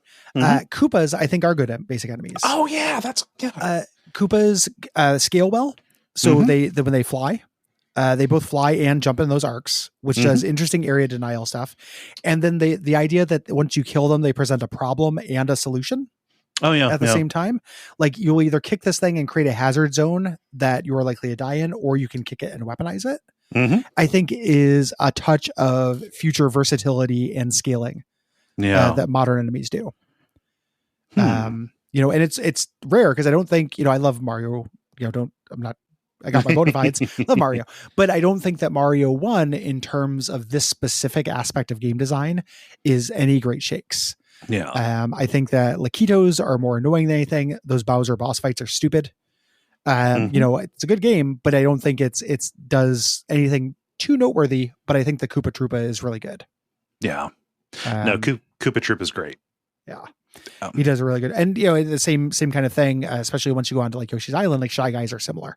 They scale and have different variants. They sometimes shoot, you know, and everything in Yoshi's Island is a weapon as well. That's more about the verb set, but I think you could edge them in there as well. Yeah. This is not one that came up in my it's not one that came up in my thinking in the tub, but I'm gonna throw it in here. The imps from Doom. Okay. You know, in terms of like, you end up getting the soldiers who have hit scan or whatever, but like that is not what Doom is about. I would say the soldiers with hit scan are bad basic enemies. Oh yeah, they're terrible. Hit scan is not very good in Doom, and there's a reason why boomer shooters that have come out since then basically very, very rarely have hit scan enemies. Yeah, they're serious threats, whereas almost everything else is projectile because that is more fun. Yes, and then the hit scan enemies just kind of slowly go away. You know, as you get further and further into hell, which I think is a good thing. The imp, you know, like most enemies operate on the principle of the imp in the in Doom, but the imp as an introduction to the fact that this is, you know, basically the difference between hit scan and projectile, and teaching you how you need to move in this feels good to me. Yeah, I would say imp also satisfies this. Imps are real good. They have a lot of these common things, which are, you know, you cannot ignore them. They scale up in numbers to cause a threat, and they create like interesting tactical situations. The last example, we can decide when we've come with enough examples to express this idea, is a little bit of a cheat, but I'm going to do it anyway. Okay. The only enemy group that is in every biome in Darkest Dungeon are the cultists. Okay. And they're excellent at this. Okay. Maintain a threat. They teach you things. The standard cultist loadout is 2 of the guys with the Wolverine claws and 2 of the chanters, the ladies with the staffs. That is teaching you about front rank, back rank, damage versus stress, damage over time, and like enemy prioritization. And they scale perfectly. They're always interesting to fight. Like it's never like, oh shit, I just ran into these guys, tappa. Yeah. They're a problem. And they're an interesting problem. And it's the closest thing that game has to a basic enemy because each biome has its own set. Yeah, its own thing. Yeah. Yeah. But yeah, the cultists, I think, in Darkest Dungeon are excellent basic enemies. Yeah. Based on what I can remember, I can agree. My last example of this is the Combine Soldiers from Half-Life 2. That's a great answer. Yeah. Yeah. It almost feels like basic. It feels like it came with the world. But, you know. If we wanted to go a little bit further back too, I would say the military from Half-Life 1 is really excellent. Yeah. The military from Half-Life 1, I thought about that. Like the AI in that is impressive. I feel like they're just a little bit too limited in what they can do. They're also introduced a little later than everything else. Yeah. It's a little bit too late to be like a basic enemy. I think like basic enemy in Half-Life 1 would be zombies, you know? Yeah. We're fine, but nothing, no great shakes. Like there's a thing that's like something can be adequate and that's fine. Yes. You know, for this, like there's something, one thing, and this is not me just doing my business here. I don't think a lot of times traditional turn-based role-playing games do a good job with this, because what is interesting about a slime later? Like they do variants. There's like metal slime and stuff every once in a while. But anytime you go back to the beginning, you're still going to run into just slimes, and there's no tactical consideration. There's nothing you can do. It's not on the same kind of level as that. Yeah. But just in terms of like variety of things that they can do, the Combine Soldiers, they don't just have grenades or whatever, but I think man hacks are a big part of that as well. Just that is something that can always come along to flush you out, which I think is more interesting than a grenade because it is a persistent threat that will follow you. And changes prioritization more than a grenade does. It feels like they're integrated with the both the world and the systems. Like they are going to use cover, they're going to work together, they're going to coordinate, even if you cannot understand what they're saying when they're doing it. Some of the times because of the voice filter that's going on. And yeah, it feels like they were designed for the spaces that they're put in. All very good basic enemies. I think. And I think we've hopefully honed in a little bit on what makes a good one and then what makes a fine one. Can you think of bad? Like not bad, like boring. Like an Octorok is boring. But like what's a bad basic enemy? That's tough. I know. It's tough to say one that's bad and not boring. Because the example that I would give, and I don't even know if I fully believe this, but I think that there is a certain annoyance around like the basic invisible enemies in Killer 7. The problem in that is, okay, so they're invisible, you have to expose them, and then you have to, aim at the right thing and shoot it. The problem is that is more of a critique of the system of that game itself, more than it is my problem with like that particular enemy as it goes. It even follows like a lot of the same rules. Like they elaborate on them. They get more capabilities as they go on. They're always a threat. It might even just come down to they come at you, explode, and if they don't immediately kill you, they go pretty far towards it. Yeah. To do a bad example, and part of this is that they're boring, but there's a little rider thing to it as well, and also to balance the scales and talk some shit about a CRPG. In the Infinity Engine games, the D&D based ones, it is silly that there are kobolds, goblins, and orcs. It is obviously, the boring is the problem. Yeah, but there's something, we talk about scalability, right? A Ganado would not be good if a Ganado was treated as a totally different counter when it got 5% tougher, which is what it feels like with all of the demi-human crew of a lot of old D&D games. Like it's just too gradual of an increase. You do not engage in a different way with an orc than you do with a goblin in Baldur's Gate. That is a bummer. That's a good example. So topic we've had burning a hole in our pocket for a couple months. Nice. That's probably the most prep I've done for one of the topics, actually. It's let's read some responses. Let's do. We had 4 episodes this month, so we've got a lot of responses. So we're going to jump right into it. People really wrote in about 7 out of 10 games. Nice. Get started here with Steven, who says, absolutely love this episode. Thank you. Just wanted to see how good it was and how much I would enjoy 7 out of 10 games becoming a regular feature on the show. I think I could even go as low as 5 out of 10 games that people like. Let the real sickos have a voice. The sickos have enough power. I would not cross out doing this again if we have a Duckfest or a live show or something like that. It was fun, and there's a lot of examples we can think of. Like doing the episode was very fun and made me think of more things. It is, to me, a very interesting topic.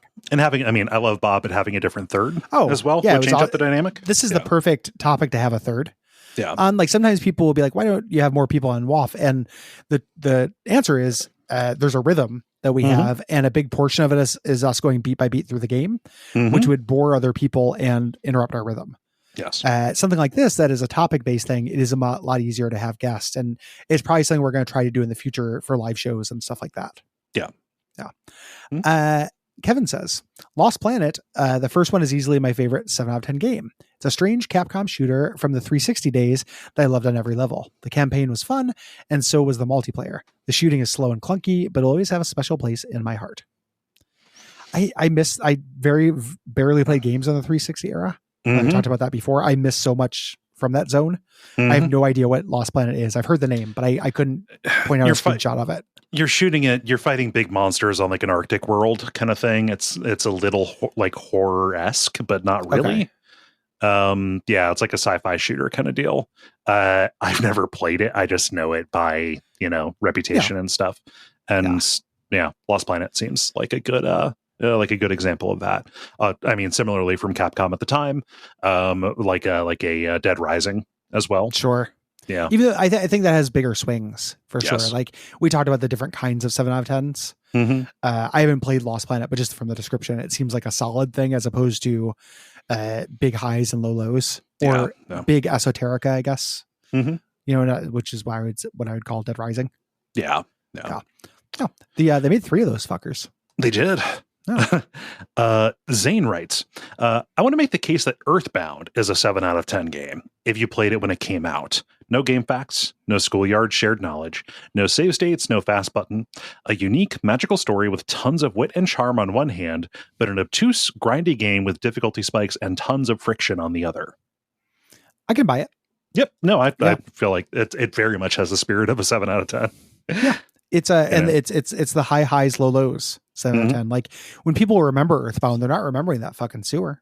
Nope. I'll tell you that much. Like that was hell to get through. That was really annoying. And you have to do it twice. It sucks. It's real bad. Never should have been designed that way. But the things are special. It's also a different way that like 7 out of 10s can live in your memory, where like the natural centrifuge that comes where you just remember the good parts. Mm-hmm. You know, a lot of times a 7 out of 10 really benefits from that kind of thing.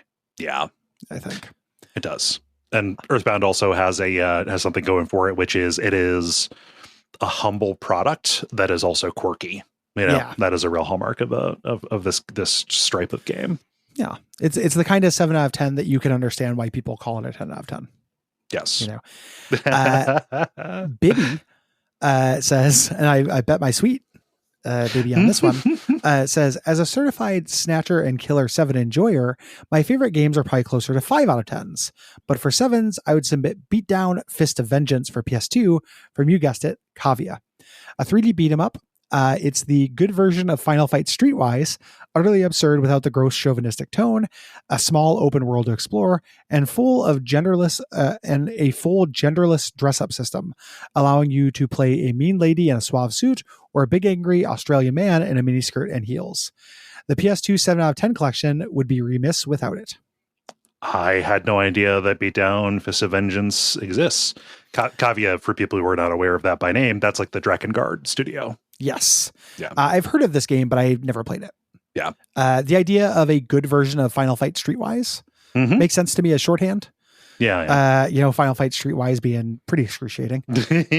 You know, as a Final Fight fan who went I was like, I wonder how they'll do this. And just like, boy, oh boy. Are you a Final Fight fan? I was as a kid, like when this came out. You know, okay. I liked I don't like, you know, now it's like, it's kind of funny. The mayor is, you know, like washboarding dudes and shit. Like that's kind of funny, but like it's not fun to play, I don't think. Yeah.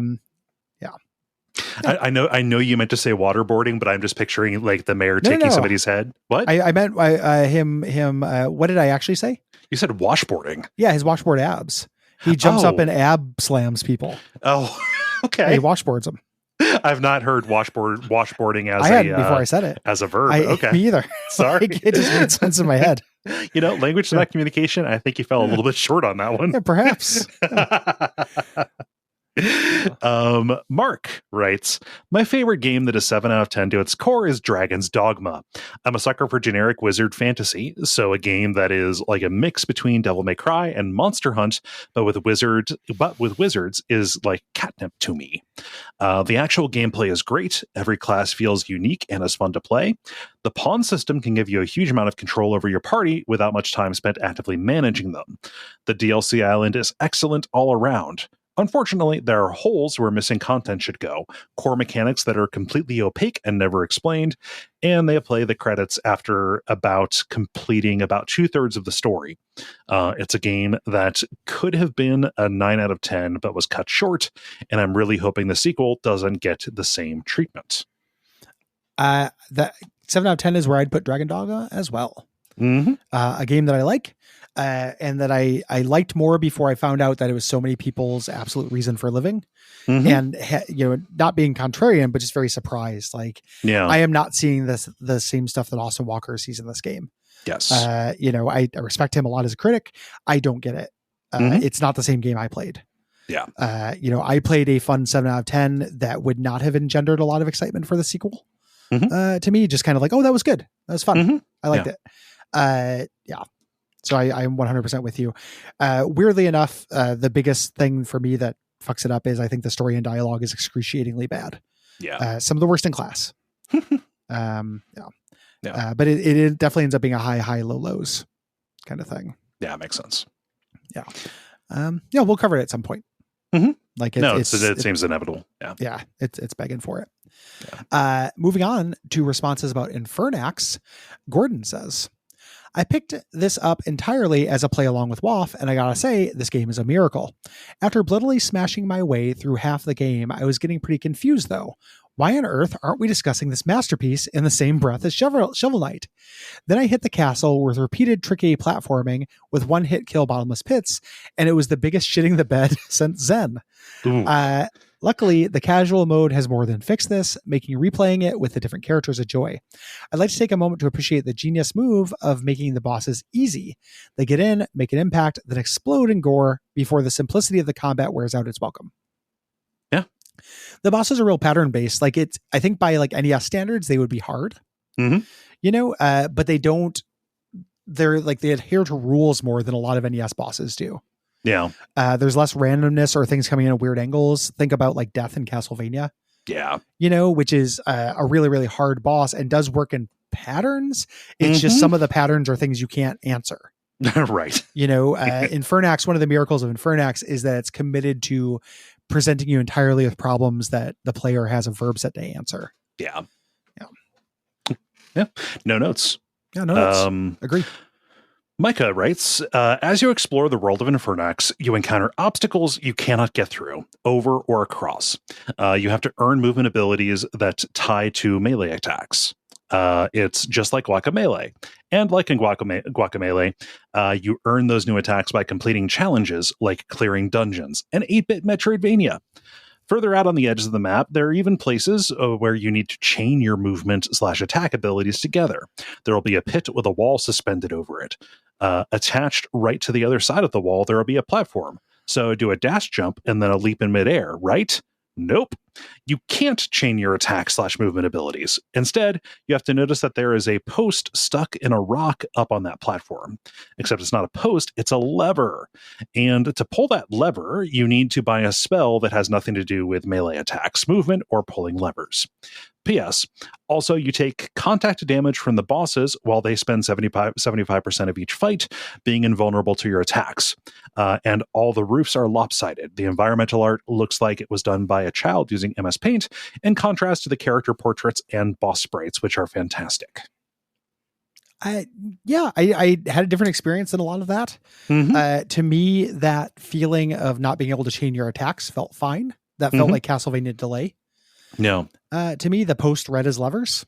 Yeah. To me, maybe I might have been primed because the description for the bird spell says it's attracted to shiny objects, and then they have like a little glint. Well, it even says it'll pull levers or something. Yeah, like that. I think that I might have gotten primed for it. Yeah. I have heard some people who don't like the contrast in the art styles, but I've heard it both ways. I've heard people who love the boss portraits and then just like Micah here and dislike the town and general graphics. I've also heard people who think that the boss portraits stand out too much, like in Clangs. To me, none of that stuff bugged me. Yeah. If they were to do the world art at the level of detail that is present in the portraits, I think it would fuck up the scale of what they're doing. Yeah. You would end up with stuff that is like way too big in order to show that kind of detail. Yeah. And then I think that sacrifices some of the NES-ness of it. And also I don't like platformers where the people and things are too big. Yeah. I don't want Shadow of the Beast. Yeah.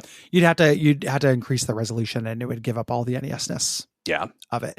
It's interesting, the comparison tier 2. So this is probably just a difference in gamer types. Like, I don't like Guacamelee.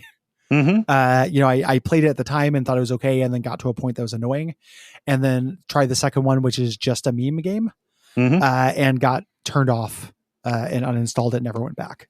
Yeah. So to me, that was not like something to compare to. Yeah. But yeah. But that's why we do these. Andrew says, I played through Infernax on co-op with a friend, and if I hadn't known it was an update, I would have assumed it was designed to be played that way. Serval's equipment is well designed for fun, coordinated play. My buddy could put up a big shield while I went on the attack, or fire crossbow bolts at a distant target while I banished zombies approaching him. While I wouldn't blame anyone for turning on casual mode, I will say that playing co-op classic sort of nets you an extra heart by default and makes for a great bonding experience. Finally, making it safely back from a particularly difficult dungeon shuttle run after multiple attempts led to some incredible high fives. Our canonical playthrough had us portraying morally complex characters who refuse to burn down one village but randomly decide to flood another. We'll probably look up the ways to do a good and evil playthrough now and try out the other characters. Jesu de Sol, Japan, but Quebec has taken the classic NES crown. I'm sure I mispronounced that. Je suis désolé. I am sad, Japan. Yes. Great, Andrew. Good job. Way to put on the big boy pants there, Bubby. Yeah. I know Andrew. I can make fun of him. The hardcore mode with co-op makes sense because if somebody dies, it's not instant death. Like you can bring them back with a heart. Yeah. So I can imagine how that would change everything for that. Like the hardcore mode, the problem is instant death. Yes. Getting rid of that is the only thing that casual mode does, or the main thing that casual mode does. Almost the only thing, and is definitely the most welcome change. Losing the checkpoints would be a bit of a bummer if it's the worst were to happen, but but it's less big of a bummer than the instant death, I think. Yes, that was the main thing I turned on casual mode for. Yeah, no, but I was happy to hear that the co-op worked well. It looks great. Yeah. Well, next time Derek visits, maybe we'll play. Ooh, neat. William writes, Infernax is a great argument for accessibility/difficulty options in video games. Personally, I typically play on normal and have never really messed with Celeste-style hypergranular difficulty options. Typically, the standard experience is a good one for me. But in this case, I was glad that the devs said, the experience that we envisioned is not necessarily the one everybody is going to want, and we support you. After dying 7 or 8 times in the first dungeon, wondering when I would see a checkpoint, I decided, no thank you, and turned on casual mode, and I was much better for it. I actually wish the difficulty options would have been a bit more granular. As the game went on, I felt like I didn't really need that extra life or the extra experience, but the bonus checkpoints were huge. Absolutely no way I was finishing the game without them. It would have been cool if you could turn those on individually. Yeah. It has other cheats kind of things you can add. Like that, but giving you control, like something we got that question here about Noah Caldwell Gervais earlier. I'm re-listening to the videos he did on Bloodborne, Sekiro, and Elden Ring, just because I'm on a podcast I want to listen to. And despite the fact that he's a lot warmer on Sekiro than I am, he has this great bit about how, bringing falseness to the argument that a player should not be able to control difficulty because Sekiro has all these ways to increase it. Like you can have your charm taken away, you can go ring the demon bell, and it is just chauvinistic and dumb to think that I trust people who find this too easy to make it harder. I don't trust people who find it too hard to make it easier. That is an arbitrary and bullshit line that I would eliminate from the game or race if I could. Yes, it's gross. It is just a bad comment waiting to be stepped in. Whenever anybody gets mad about that. And I really, really love that Infernax doesn't do that shit. Yeah. Great. Abram says, Infernax is a top tier game for me. I thought I would have friction with the dungeons and limited lives, but I ended up loving it, even on classic mode. The first time in a dungeon became exploratory delves to plot my route and find key items, follow up shuttle runs, secured items with perilous returns to hit the save point. My experience was of an old school TTRPG dungeon delve where you gauged caution against the greed of going deeper. Infernax is a potato chip game for me. It's a comfort food, and after having one, I want more. One more run, one more minute, one more dungeon.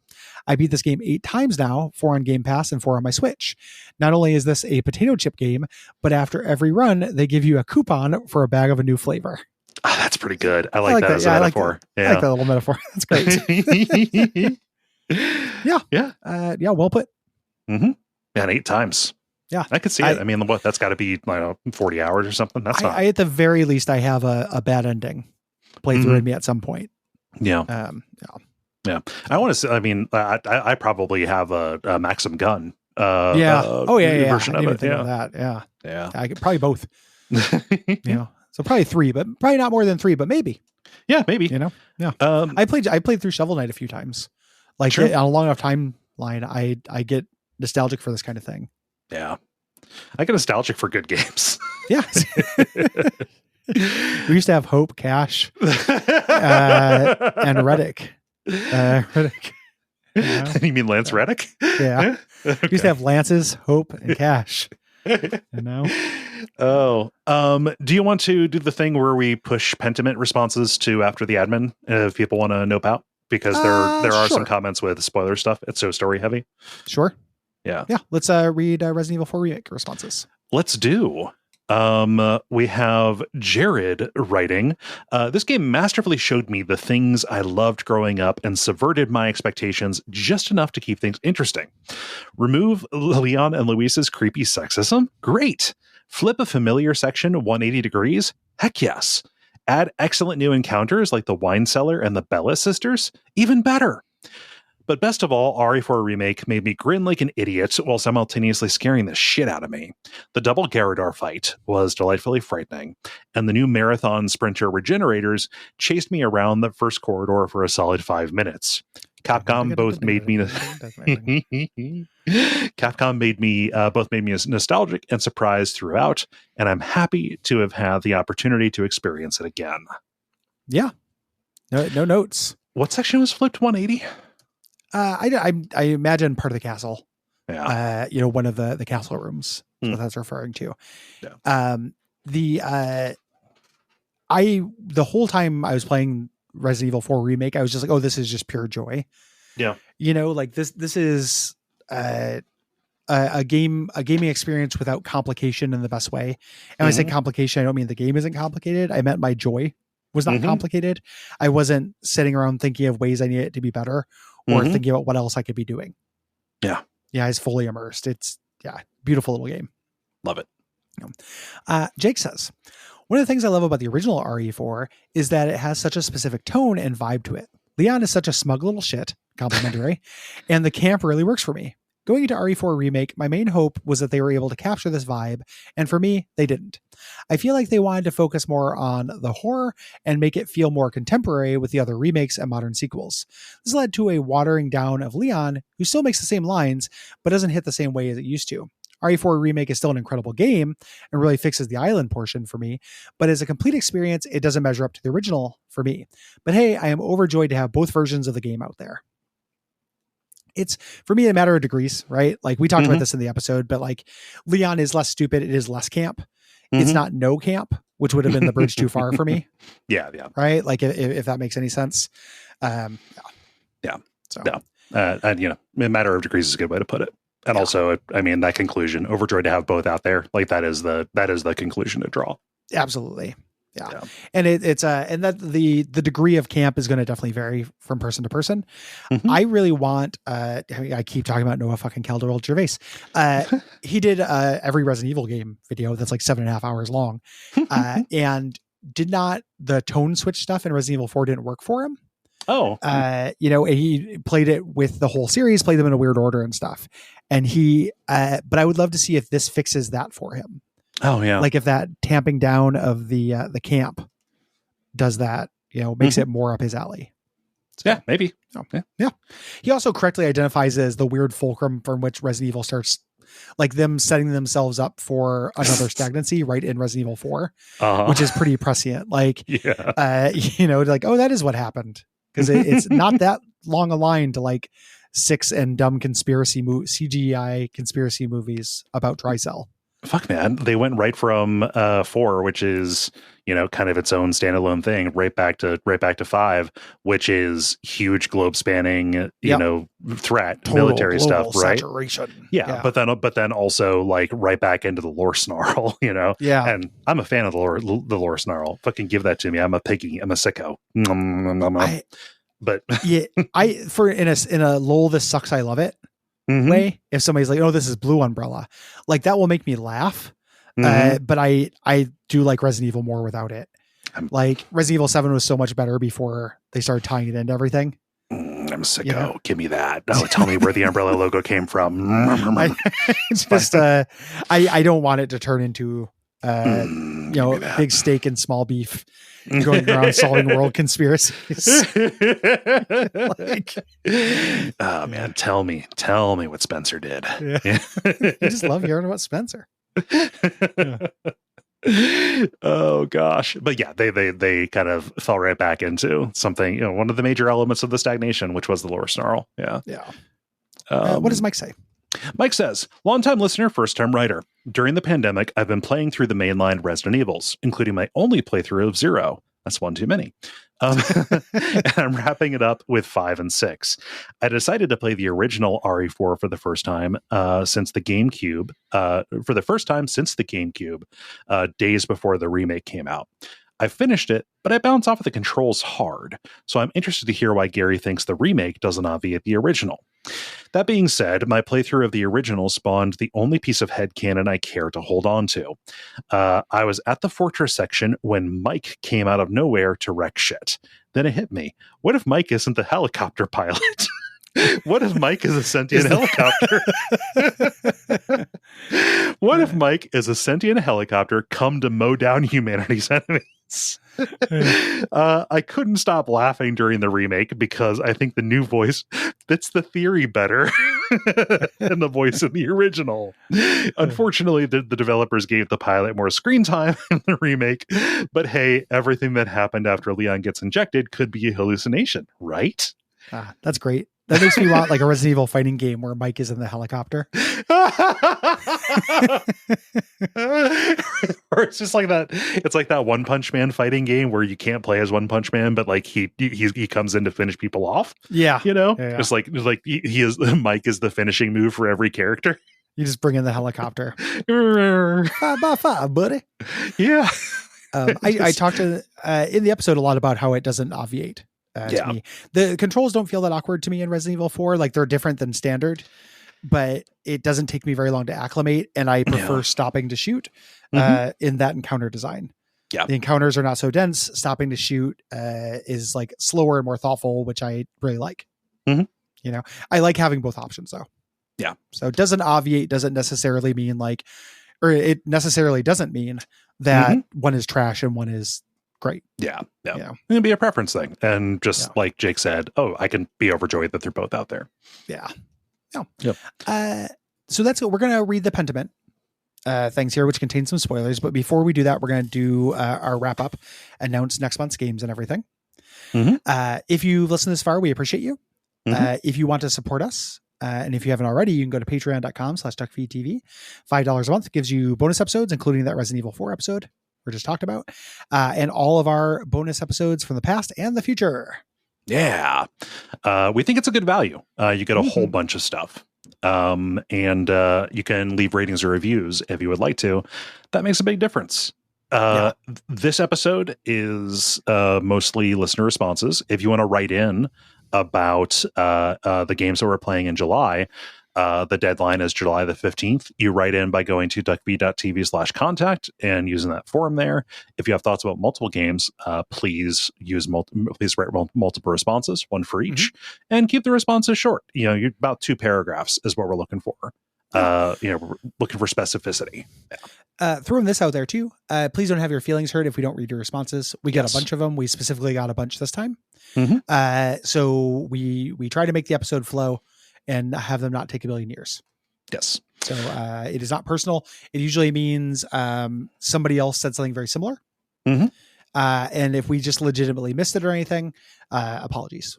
Yeah. So July's games, if you want to write in about them, they are going to be Burnout Paradise, Jack 2, and the premium episode is going to be Cadence of Hyrule, the Zelda Crypt of the Necromancer game. Yeah, a Gary pick.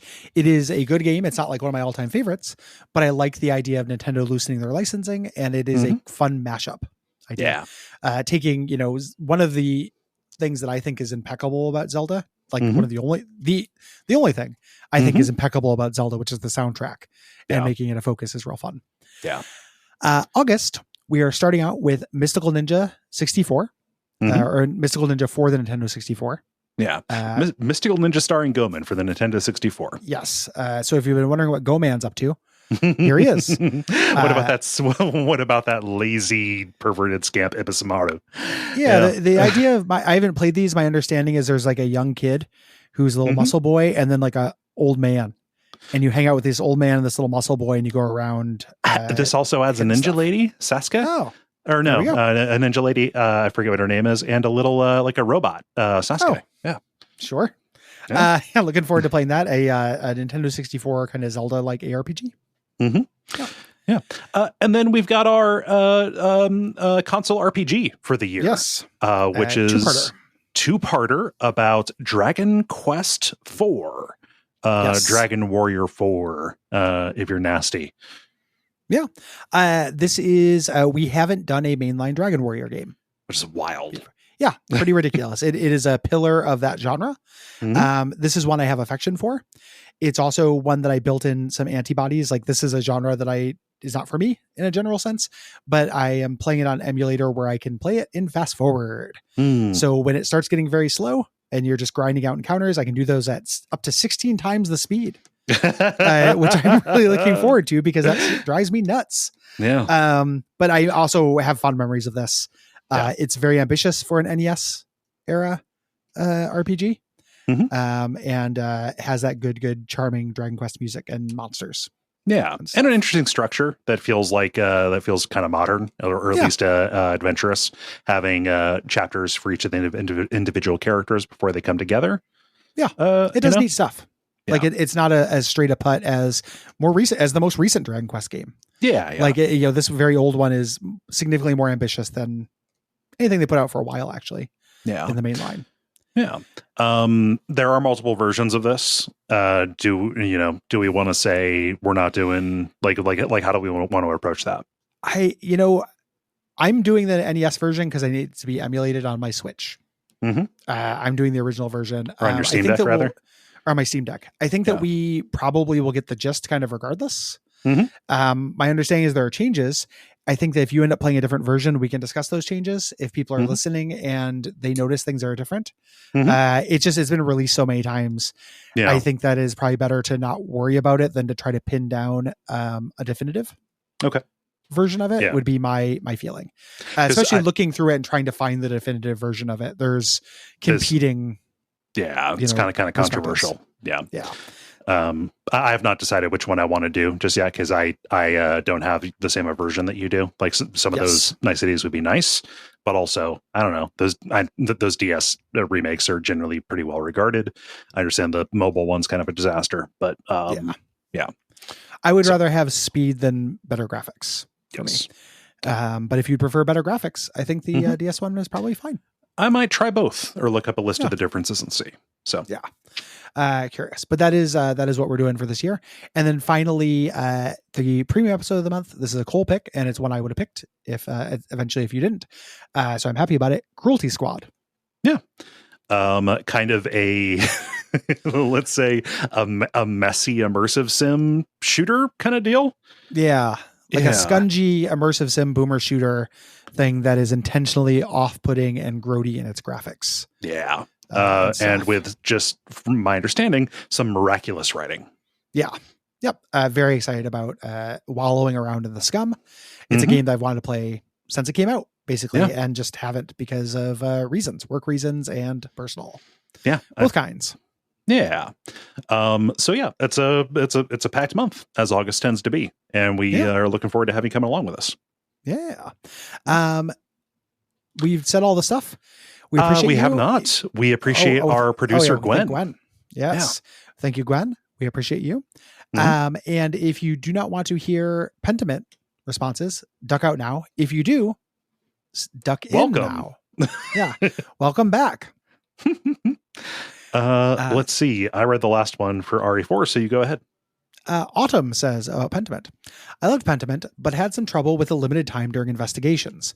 I think I had a detective game mindset going in. I was trying to be extremely thorough, but when the first act was over, I felt like I hadn't gone deep enough on any of the suspects. I did better with acts 2 and 3 when I reworked my expectations. Also, if you watch any of Josh Sawyer's videos, you can tell how much of a huge nerd he is for this period. I mean, I follow him on Twitter. Even his Twitter. Yeah. It's like 90% just like absolute dorkery in German. I love it's he's very passionate. It's very it's passionate. It's fun to watch somebody be good at something and love something, even if you don't love it. Yeah. And he engenders that. Yes. Yeah. And I also had a little bit of an expectation setting thing. So I get that. I think that is going to be one of them. If you can get on board with the low gameplay genre stuff of Pentiment, the fact that it is a deconstructionist game is probably going to be the biggest hurdle people will have. Knowing all of that stuff is intentional is what fixed it for me. Yeah. And made it ultimately more interesting than if it had just been a detective game. Yeah. Detective games, there aren't very many good ones, I think. Yeah. So, Ethan writes, "Hi. So glad to hear you guys covering Pentiment. I love the direction they took with Andreas Mahler. His personal struggles and self-doubt were something that I found to be very resonant here in the modern day. This is set up early in the first act with Andreas's doubts about his profession and the fear of letting his father down. It's revealed that being an artist was not Andreas's first choice of profession, and that he has switched career paths multiple times, even dropping out of university at one point. His self-doubt and struggle to find something that truly spoke to him partially reflected some of my own feelings going through university. I'm currently 23, and while I'm not upset with my career path thus far, I have my doubts about its viability to support me in an increasingly bleak world. While I'm not tortured with this dissatisfaction like Andreas is, I was still able to relate to the misgivings, to his misgivings in the face of an uncertain future. Andreas's lack of direction is also another point toward him not being able to truly understand the plight of the plight of the people in Tassing. At one point, when talking with Mother Illuminata, she chastises Andreas for being so unmoored and directionless, pointing out she was never offered a choice to be anything but a nun, while Andreas squanders his opportunities. It definitely highlights his privileges, and that even the ability to course correct his life is an option that many in the community of Tassing will never get. Yeah. Very well put. Yeah, well put. And I love that he has opportunity and he still fails at it. Mm-hmm. You know, all of that self-doubt, him being right, I think is really key. Yes. Like, you're right to self-doubt. This career path isn't for you. Mm-hmm. That happens. So you only get one life, and sometimes you dedicate it to shit that like isn't right. Yeah, you scotched it. Yeah, and that's it. Dump it. It's dumb. Yeah, that's all you got. It's an amazingly tragic and true thing about real life that happens all the time. Mm-hmm. That it's very rare to find media engage with like clear eyes. Yeah, I love it. Yeah. Chris says, as a history major who has read The Name of the Rose multiple times, I love this. Roger Ebert said movies are empathy machines. That's even more true for a game like this that makes you understand and care about how people that lived and died over 400 years ago. I appreciate that there is a real attempt to show all parts of society, including showing that there are people from every class that are just jerks. I also liked how it was thematically in keeping with Name of the Rose's mystery, which is all about reactionary forces trying to hide knowledge from people. And confession is a major plot point as well. And while the town is fake, St. Moritz is real and was really represented in art as an African. He was from Egypt, which is great for completely insane reactionaries wondering if this game is somehow breaking immersion by showing a non-white person. Looking at you, Kingdom Come Deliverance. Jesus. I love how my playthrough was slightly different than most of yours based on who I ate with. I did accuse the monk the first playthrough, but on a second playthrough, just to see what happened, I picked Otilla. I think it's deliberately set up that even though she is the least likely suspect physically, literally no one is mad at you if you blame her. I think it's the creators making a point about how easy it is to blame the marginalized. Minor nitpick, Brother Sabat is not the gay monk. It's Rudiger. The choir guy, and Matthew. Rudiger and Matthew remain together throughout the game, as Rudiger is visible in the background when Matthew writes mags. Yeah. I got my monks mixed up. Mm-hmm. Yeah. Yeah. Someone in the Slack also mentioned that. A lot of people to know. Yeah, a whole bunch. Like the game gives you pages and pages of profiles. Would you like to meet 20 monks? Yeah, I wasn't planning to, but I guess. You mean all of them have tonsures? Oh, well, like they would. Okay, yeah, okay. Yeah. There's just too many monks for me. But you want to be like this young boy, this little Rudiger. Yeah, and make love to Matthew in secret. Yeah. Well put. I think that one of the things that makes this, the empathy machine line is interesting. It's one of the things that makes Pentiment work where sometimes period pieces don't, is because it does the work to underline and direct the themes that's engaging with to timeless themes. It doesn't do shorthand and just be like, people of this time period cared about this. Yeah. And then you just have to like, okay, well, I don't care about that. That seems ludicrous to me, but I guess I can pretend like I care about it. It takes the things and it does the work to make it resonant. Yeah. Now by showing us all those different walks of life, it's by function of showing an entire community that they can show all those different angles of resonance without asking you to take anything on faith. Yeah. Like it is not a game about faith and it's not a game about having faith. Yeah. Which are two things I don't give a shit about. It would be a huge mistake to set this entirely within the monastery and make it, all about ecumenical matters. Yes. Right. Like that would be so specialized. Yeah. Well, and it's also, it justifies the genre. Like as much as I might have preferred a little bit less like visual novel, low gameplay reading to it, that would have taken the space of other stuff like text. Yes. So they would have been less able to do that kind of thing, I think, than it is. Yeah. So, Jack writes, playing Pentiment as a history major had me doing a lot of the Leo pointing meme whenever characters reference something that I knew. That said, what's impressive to me is not just the focus on the details of history, but a deep interest in history as a process. In the course of the game, you see new technology and ideas take hold, and the old pass away. And you see how this small village and its people change in just a few decades. The focus on the people is key. Even when you're learning about Tassing's ancient history, you're always being reminded of the effects of that history on the people right now. The people of Pentiment all feel very well observed, and show how individuals manage to operate within these much larger forces. Andreas's journey in particular feels significant. His story tied together the idea that history is something to be confronted rather than suppressed on both the community and personal level. Even if the details of pacing and mechanics didn't always work for me, these stories make Pentiment something special. Yeah, well said. It's basically the point I was making up, but better. About it tying things into real life, and it does it because it doesn't ever lose it in people.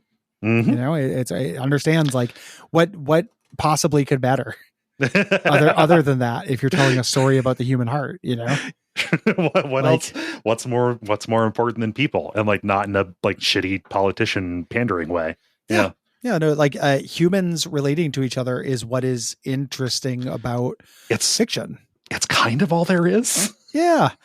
Systems and things influence those humans, but again, compared to another like beautiful narrative game like Disco Elysium, the systems and the oppressive forces that Revachol lives under are important, but they're interesting to the degree that they impact the people we know. Yeah. It's not just a source book. Like sometimes I do want a source book, but usually that's when there's not a story. Like I choose a source book when something is neither fish nor fowl, and it's like, this is trying to make me care about something, but really it's just a dumb action game. Yeah. And there's not enough of this. Just give me the fucking source book. Yeah. With something like this, not the case. Yeah. It's firmly rooted in people. Yeah. Finally, Julia, who sponsored the episode and is a Slack stalwart. She's great. She says, I love Pentiment for too many reasons, but wanted to confess one I don't think people talk about. Andreas is a fuck up. He's snobby, he's self-centered, and he may have gotten someone innocent killed. Mine almost certainly did. Of course, he can also be kind and gentle and compassionate. And the game is about seeing all the fallout in the town from who Andreas is, good and bad. Andreas can't handle this. His guilt and pain weighs him down until finally, near the game and his end, after decades of trauma and isolation, he can finally try to simply let go and be a man who teaches children to draw. I don't think I'm a very good person. I often think of my life as a constant attempt to become a different, better person than I was 5 years ago. And I see so much of myself in Andreas, of being frozen and looking backwards on what went wrong. But the game shows a world that isn't like that. It's a world of people, many of whom fuck up and who try to do better and hold each other closer to try to find some joy in every moment. It's a world where there's forgiveness and peace, even at last for Andreas. Yeah, well said. Yeah, no, I feel like I'm not trying to just shorthand it by saying, oh yeah, that's very well put. I think Pentiment has drawn out a lot of very smart, very smart and well put observations to rise and match. I think just the mastery of what it chooses to express and how it expresses it. Yeah. I love this messy, what Julia's response speaks to, and a lot of the strength of Pentiment is a reality to the characters that is lacking in the medium. Mm-hmm. Characters do well and they fuck up and they have feelings about it, and forgiveness exists. And we are so used to genre shorthand that we don't do that a lot of the time. And that's, I'm okay with that. There are tons of games that don't do that stuff that I'm fine with, but Pentiment doesn't require rounding on your part to see that stuff. You don't have to pretend, like Sid from Final Fantasy VII is an incredibly deep and nuanced character. Right. Like, he's a one little note comedy old guy who has like one little story arc that's kind of good, but he's not Andreas. He's not 3-dimensional. He doesn't feel real. We don't check in on him enough. It's not that kind of type of game. Right. You don't have to make those compromises with Pentiment. And that's part of why it's so beautiful. So. Yeah. God, I mean, it's one of those games that is only appreciated in the time since I played it, in my head and in regard, Yeah. It's one of those that's a grower. Great game. Yeah. Yeah. Great game. And that's going to be it. We've already done all the outro stuff. It's weird. Yeah. So if you listened, thanks. And we will see you next week talking about Burnout. We're going to go fast. Yeah. That is a game. That game did not forget it in people. It is about people who drive cars who you summarily kill to get their cars. It is the Dick Tracy Mega Man approach to driving. Yeah. And it is gloriously dumb. I want that smash. Vroom, I go fast. Yeah.